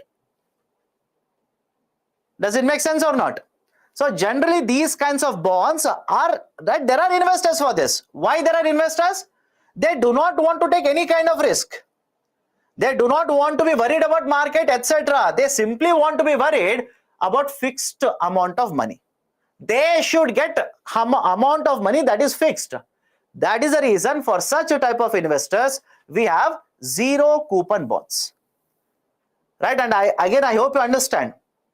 Right? I hope you understand. Zero coupon is a concept. Right? I hope you understand this. Zero coupon is a concept. Zero coupon simply means, right, the interest rate is zero. Right? We are issuing at a lower price and we are paying the face value of it. I'm not able to understand why after 2 years company returns 100 rupees. My dear, the company says, I will give you 100 rupees after the tenure is over. 2 year is a tenure. I hope you understand. 2 year is a tenure of the bond. Maturity period of the bond. Sir, only 10 rupees. Then change. Make it 80 rupees. You'll get 20 rupees coupon. Or 20 rupees interest in simple terms. So again, don't worry about numbers here. Worry about concepts. Worry about concept. Don't worry about numbers. Sir, why 100 only? Why 90 only? That's not the requirement. What is the requirement? The issuer will issue the bond at a discounted price. And upon maturity, they will give you, right, the face value of the bond. That is the concept to focus on that. Can banks issue convertible bonds? Yes, they can issue. They can issue, right? The banks can issue, companies can issue, right? Anybody can issue, okay? In fact, think of it and let me know. What about additional tier 1 bonds? Are they convertible? I hope you understand. Right? Think of it and let me see whether you're reading newspapers or not. What about additional tier 1 bonds? Are they convertible? My dear, yes. You're not reading, you're not even listening to my lectures then. Did I discuss COCOs with you? Did I discuss COCOs in the classroom or not? I've discussed it. You can simply say no. I will not agree to you. Simple. Right? Just like you don't agree to whatever I say, I will not agree to you, because please open the annotated PPTs, you will see COCOs. And what I said, the additional tier 1 bonds in certain situations can be converted into equity. Did I say this or not? And in extreme cases, they can simply write off these bonds. They can simply write off these bonds. It is written. Don't say simply no. If you don't listen to the lecture properly, then it's your fault. Don't simply say no. Open the PPT, annotated PPTs, you will see COCOs written there. I have written it, I have explained it. I know that. Okay. Done. So, what about 81 bonds? Right. These are convertible. Okay. So, these are debt instruments, are issued at a discount lower than the face value, and upon maturity, face value is paid. And because there is no, right, coupon calculated here, these are called as zero coupon bonds. Can be issued both by the government as well as private sector entities. And have a look at this.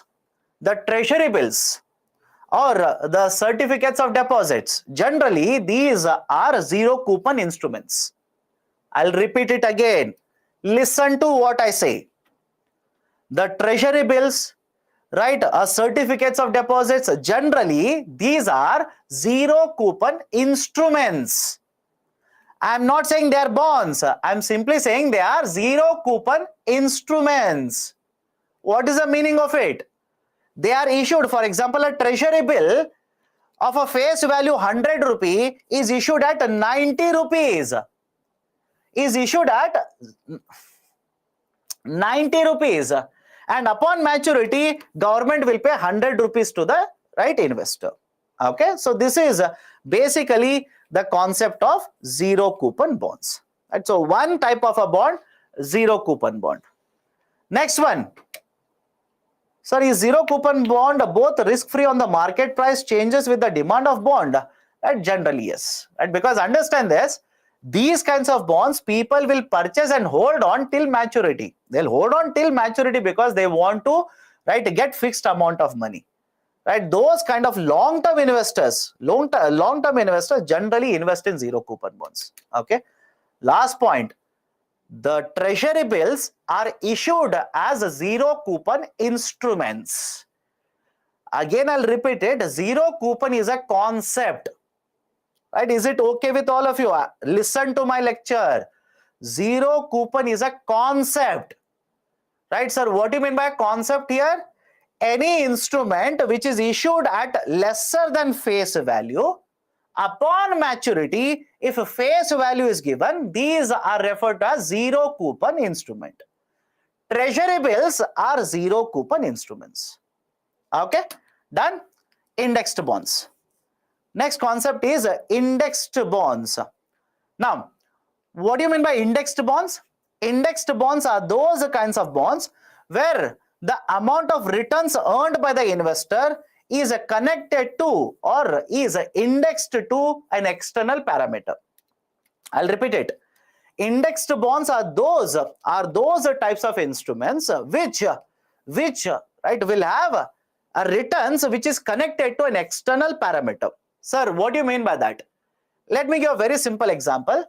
Imagine government will issue a bond, you will purchase a bond. Government says whatever returns I'm going to give, the returns will be connected to inflation rate. Is it okay? Let me know. Right? Government says here is a bond, take it. Right? And government says whatever returns you are going to earn, the returns will be connected, basically be connected to the inflation rate in the market. Can I call this as indexed bonds? Can I refer to this as indexed bonds? Right? Have a look at the example here. Imagine government has issued a bond of tenure 2 years. Tenure 2 years. Imagine government is not issuing these bonds. Imagine. Right? So 2020 you have purchased a bond at 100 rupees. In 2020 you purchased the bond at 100 rupees. And from 20 to 21 there was an inflation rate of 6%. There was an inflation rate of 6%. If government is giving you a coupon rate of simply 10%, don't you think the 10% coupon that you earn, actual returns will be lesser because of inflation rate? Let me know. Actual returns that you are going to earn, the coupon amount that you are going to earn will be lesser because of inflation rate. Right? We have discussed this already discussed. So what government will do is, it will simply adjust the coupon rate. Rather than simply giving you 10 rupee, they will adjust this coupon rate with inflation rate of 6%. Right? 10.6 rupees they will give it to you. Again, just a hypothetical calculation. Right now, has Government of India issued inflation indexed bonds? No. Right? I'll repeat it. Has the Government of India issued inflation indexed bonds today? Absolutely no. Earlier we have tried it, has not been very famous in India. We have discontinued it. We do not have these bonds. So that's the reason I'm just giving you a hypothetical example here. Okay. Now let's say one more year, 2022. In 2022, again there is a 10% inflation rate. So 10% of principal amount, 100 rupees, they can give it to you. But there is a problem. There is an inflation rate. So what they will do is, rather than simply calculating at 10%, they'll adjust your returns to inflation rate. They'll simply increase the coupon rate to adjust for inflation. And after 2 years, they are supposed to give the principal back to you. What has happened to principal? Principal has been adjusted with the inflation rate. Right? So again, this is just an example. Do not by heart these calculations. Do not by heart these calculations. UPSC will not ask you these calculations. But what is the idea here? Idea is the issuer is guaranteeing the returns to you. The returns are calculated, connected to an external parameter. These are indexed to an external parameter. That is basically the idea of indexed bonds. Right? That is basically the idea of indexed bonds. Now let me ask you a simple question. Imagine you are the government. I repeat, imagine you are the government. The government is issuing two bonds. One is a normal bond. Second one is inflation bond. Now you tell me, you will offer a higher rate of interest on a normal bond or an inflation bond? Let me check. You are the government, by the way. You are issuing two bonds. You will offer a higher rate of interest on a normal bond or an inflation bond. What does your mind say? You will offer higher rate of interest on normal bond, not on inflation bond. Not on inflation bond. Trust me. Why? I'll tell you the reason. I will tell you the reason. In case of an inflation bond, imagine you're offering 6% rate of interest. Imagine you're selling this particular bond, you're offering 6% rate of interest. But you're guaranteeing the investor If there is inflation, right, the returns that you get, I will adjust it. I hope you understand. Right, the investor is guaranteed that, okay, if there is inflation in the economy, my returns automatically will get adjusted. What about a normal bond? You tell me, what about a normal bond? If I am investing in a normal bond of Government of India, any guarantee what will be the inflation in the future? Am I not taking a higher risk by investing in a normal bond of the government? Does it make sense to you or not? As an investor, I'm looking at a normal bond, I'll say that, okay, it is risky. Investing in a normal bond compared to inflation bond is risky. So what I will do? I will demand a higher rate of interest on a normal bond. Yes or no? Please let me know now. I will demand a higher rate of interest on a normal bond compared to an inflation indexed bond. Right? That's the reason, again, this was asked by UPSC. This was asked by UPSC. Books will not give it to you. Books will never give it to you. But again, in the examination hall, when you're looking at the statements, think rationally. Right? Does it not mean from the investor side, when they will invest in a normal bond, they are taking a higher risk compared to inflation indexed bonds? So if you are taking a higher risk, will you accept if the rate of interest or the coupon rate on a normal bond is lower than inflation index bond? You will never accept it. Right? So you will demand a higher coupon rate. Right? This is the basic idea. Again, right? Books will not give this to you, but please understand, apply the logic, you will understand it. Okay? Next one is sovereign gold bonds. SGB, sovereign gold bonds. Now, what is a sovereign gold bond? First and foremost, let's start with the basics. India is a major consumer of the gold. India is a major consumer of the gold. Any disagreement here? In fact, various newspapers will tell you, we are the second largest consumer of gold in the international market. But in case of India, most of the gold is not produced in India, we import it. We simply import it. So can I also now say, India is one of the largest importer of gold in the international market? Again, the answer is yes. So major importer, major consumer. Come to the third point. When you go to the shop and purchase a gold, will you be concerned about purity of the gold? I'll repeat it. When you go to the shop and purchase the gold, will you be concerned about purity of the gold? That is, you are purchasing, let's say, 22 karat or a 24 karat gold. You do not know what is the quality. What is the impurity within this? You do not know it. There's a concern. And let's say you purchase gold, keep it in the home, and you go to, let's say, tour. Half of the time, will you not be worried about safety of the gold? Let me know. Half of the time, will you not be worried about safety of the gold? Right? Has anybody broken into my home? Right? I'll keep on calling my neighbor and ask, right, sir, can you please check my home? Is the door open? Is the lock correct? Right? I'll ask my relatives, please, every day once go to my home, check whether the lock is there or not, and come back. So understand the logic here. Government says we are major importers. That's a problem because dollars will go out of India. Right? We are investing a lot of money on the gold. Rather than investing on the gold, let's say 1 lakh rupees, what if I keep it as a fixed deposit? Will it not lead to higher money multiplier? I hope you understand. Will it not lead to higher money multiplier? Third, customers are worried about safety of the gold. Fourth, they are worried about purity of the gold. Right? So these are some of the issues. So what is the solution to all of this? Government says, I've brought in a new concept, sovereign gold bond. Sovereign gold bond, a new concept of sovereign gold bond. Now, what is there in the sovereign gold bond? Point number 1. The price of the sovereign gold bond is connected to the price of the gold in the market. Is it okay? The price of the sovereign gold bond is connected to price of the gold in the market. Sir, what do you mean by that? Imagine today you will purchase 1 gram worth of sovereign gold bond. Is it okay? You will purchase 1 gram worth of sovereign gold bond. What does it mean?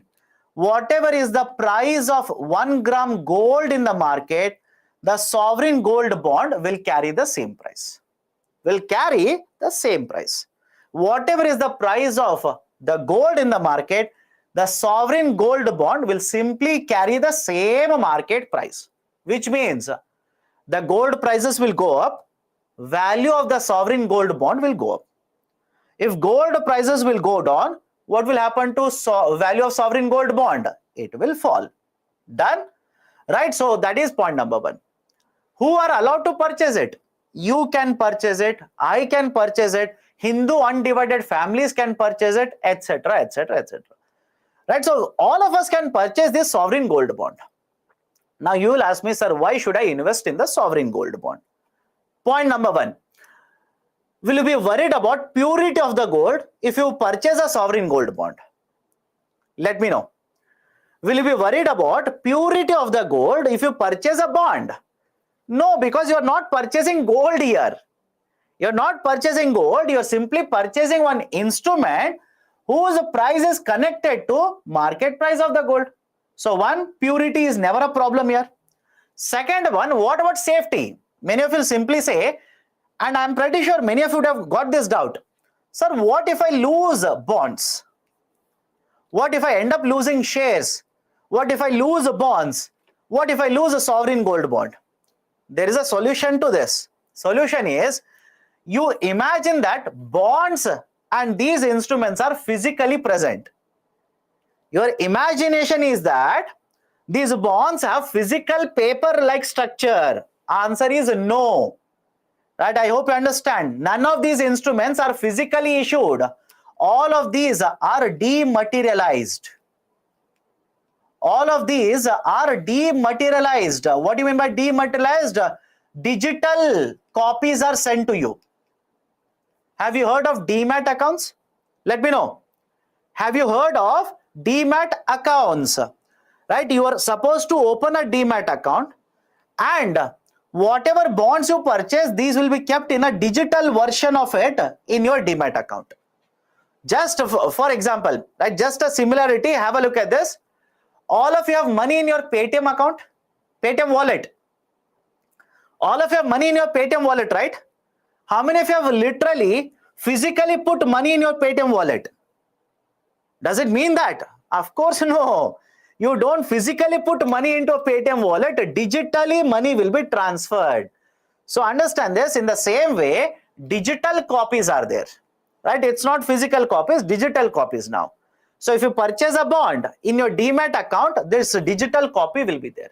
Now tell me, if you go to a trip, you go to Mauritius, Singapore, you are enjoying your holidays, will you be worried about safety of your sovereign gold bond? Let me know. Will you be worried about purity? Answer is no. Will you be worried about your safety of sovereign gold bond? Again, no. Unlike a physical gold, nobody can steal it. It is there in your Demat account. Third one, you purchased gold, kept it. Will the physical gold give you any interest rate?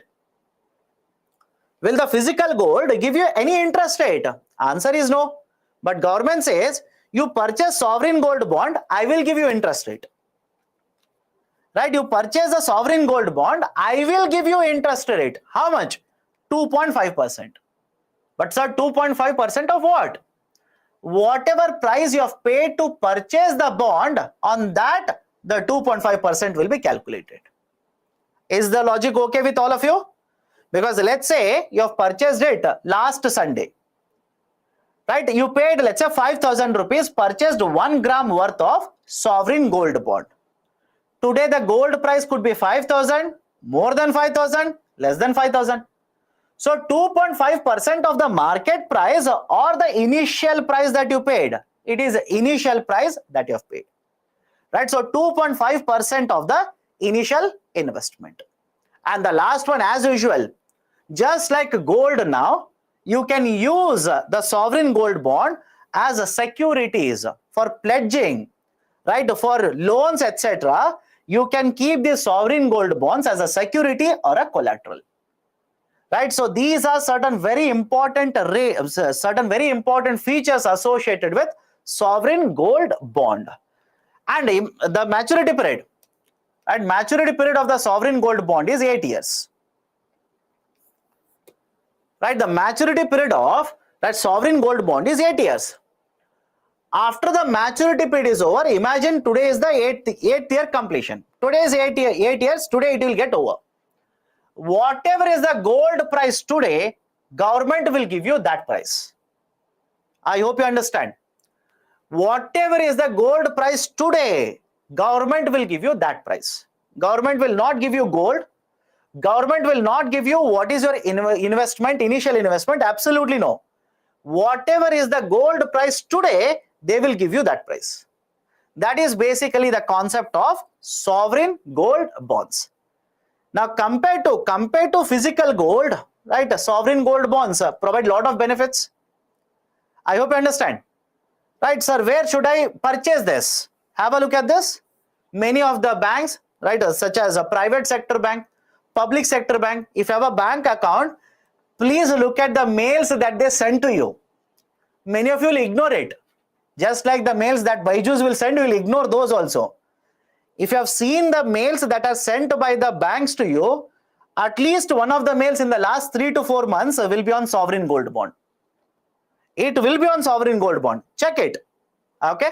Right. So sovereign gold bond, right? These are certain advantages. But again, right, are there any problems here? Of course, yes. If you purchase it for 5 years, you cannot do anything. There's a lock-in period of 5 years. Right. Lock-in period of 5 years. And so again, that is one problem. And second problem is Indians are fond of physical gold. I hope you understand. Indians are fond of physical gold. We are fond of physical gold. We want to wear chain. We want to wear ring. We want to wear necklaces. Can you wear a sovereign gold bond? Right. Let's say you have purchased 20 gram worth of sovereign gold bond. Your relative's marriage is there. Can you wear a sovereign gold bond and go to the marriage? Of course, no. Right. So we are fond of physical gold. That's the reason. Okay. Done. Explain fifth point. 1, 2, 3, 4, 5. That is whatever price you have paid. That is the initial investment to purchase the sovereign gold bond. On that, annually you will get 2.5%. Annually you will get 2.5%. Can gold bonds be transferable? These are tradable. These are tradable in the market. But after lock-in period is over, these are tradable. These are tradable in the market. Okay. Explain point 2. Invest in gold bond rather than physical gold. What is there to explain here?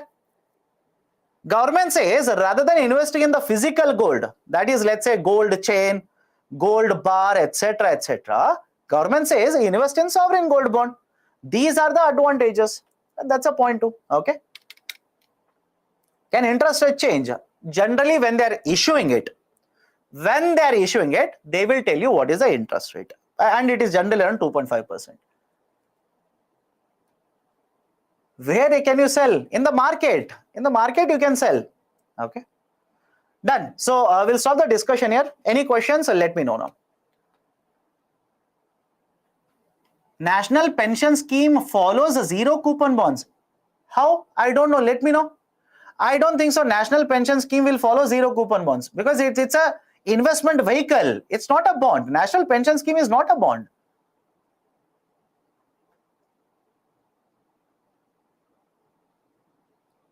In previous slide, it is said that participants of individuals is negligible in the money market. Now, how are individuals eligible for subscribing to commercial papers? My dear, you tell me, when I say participation is negligible, does it mean no participation?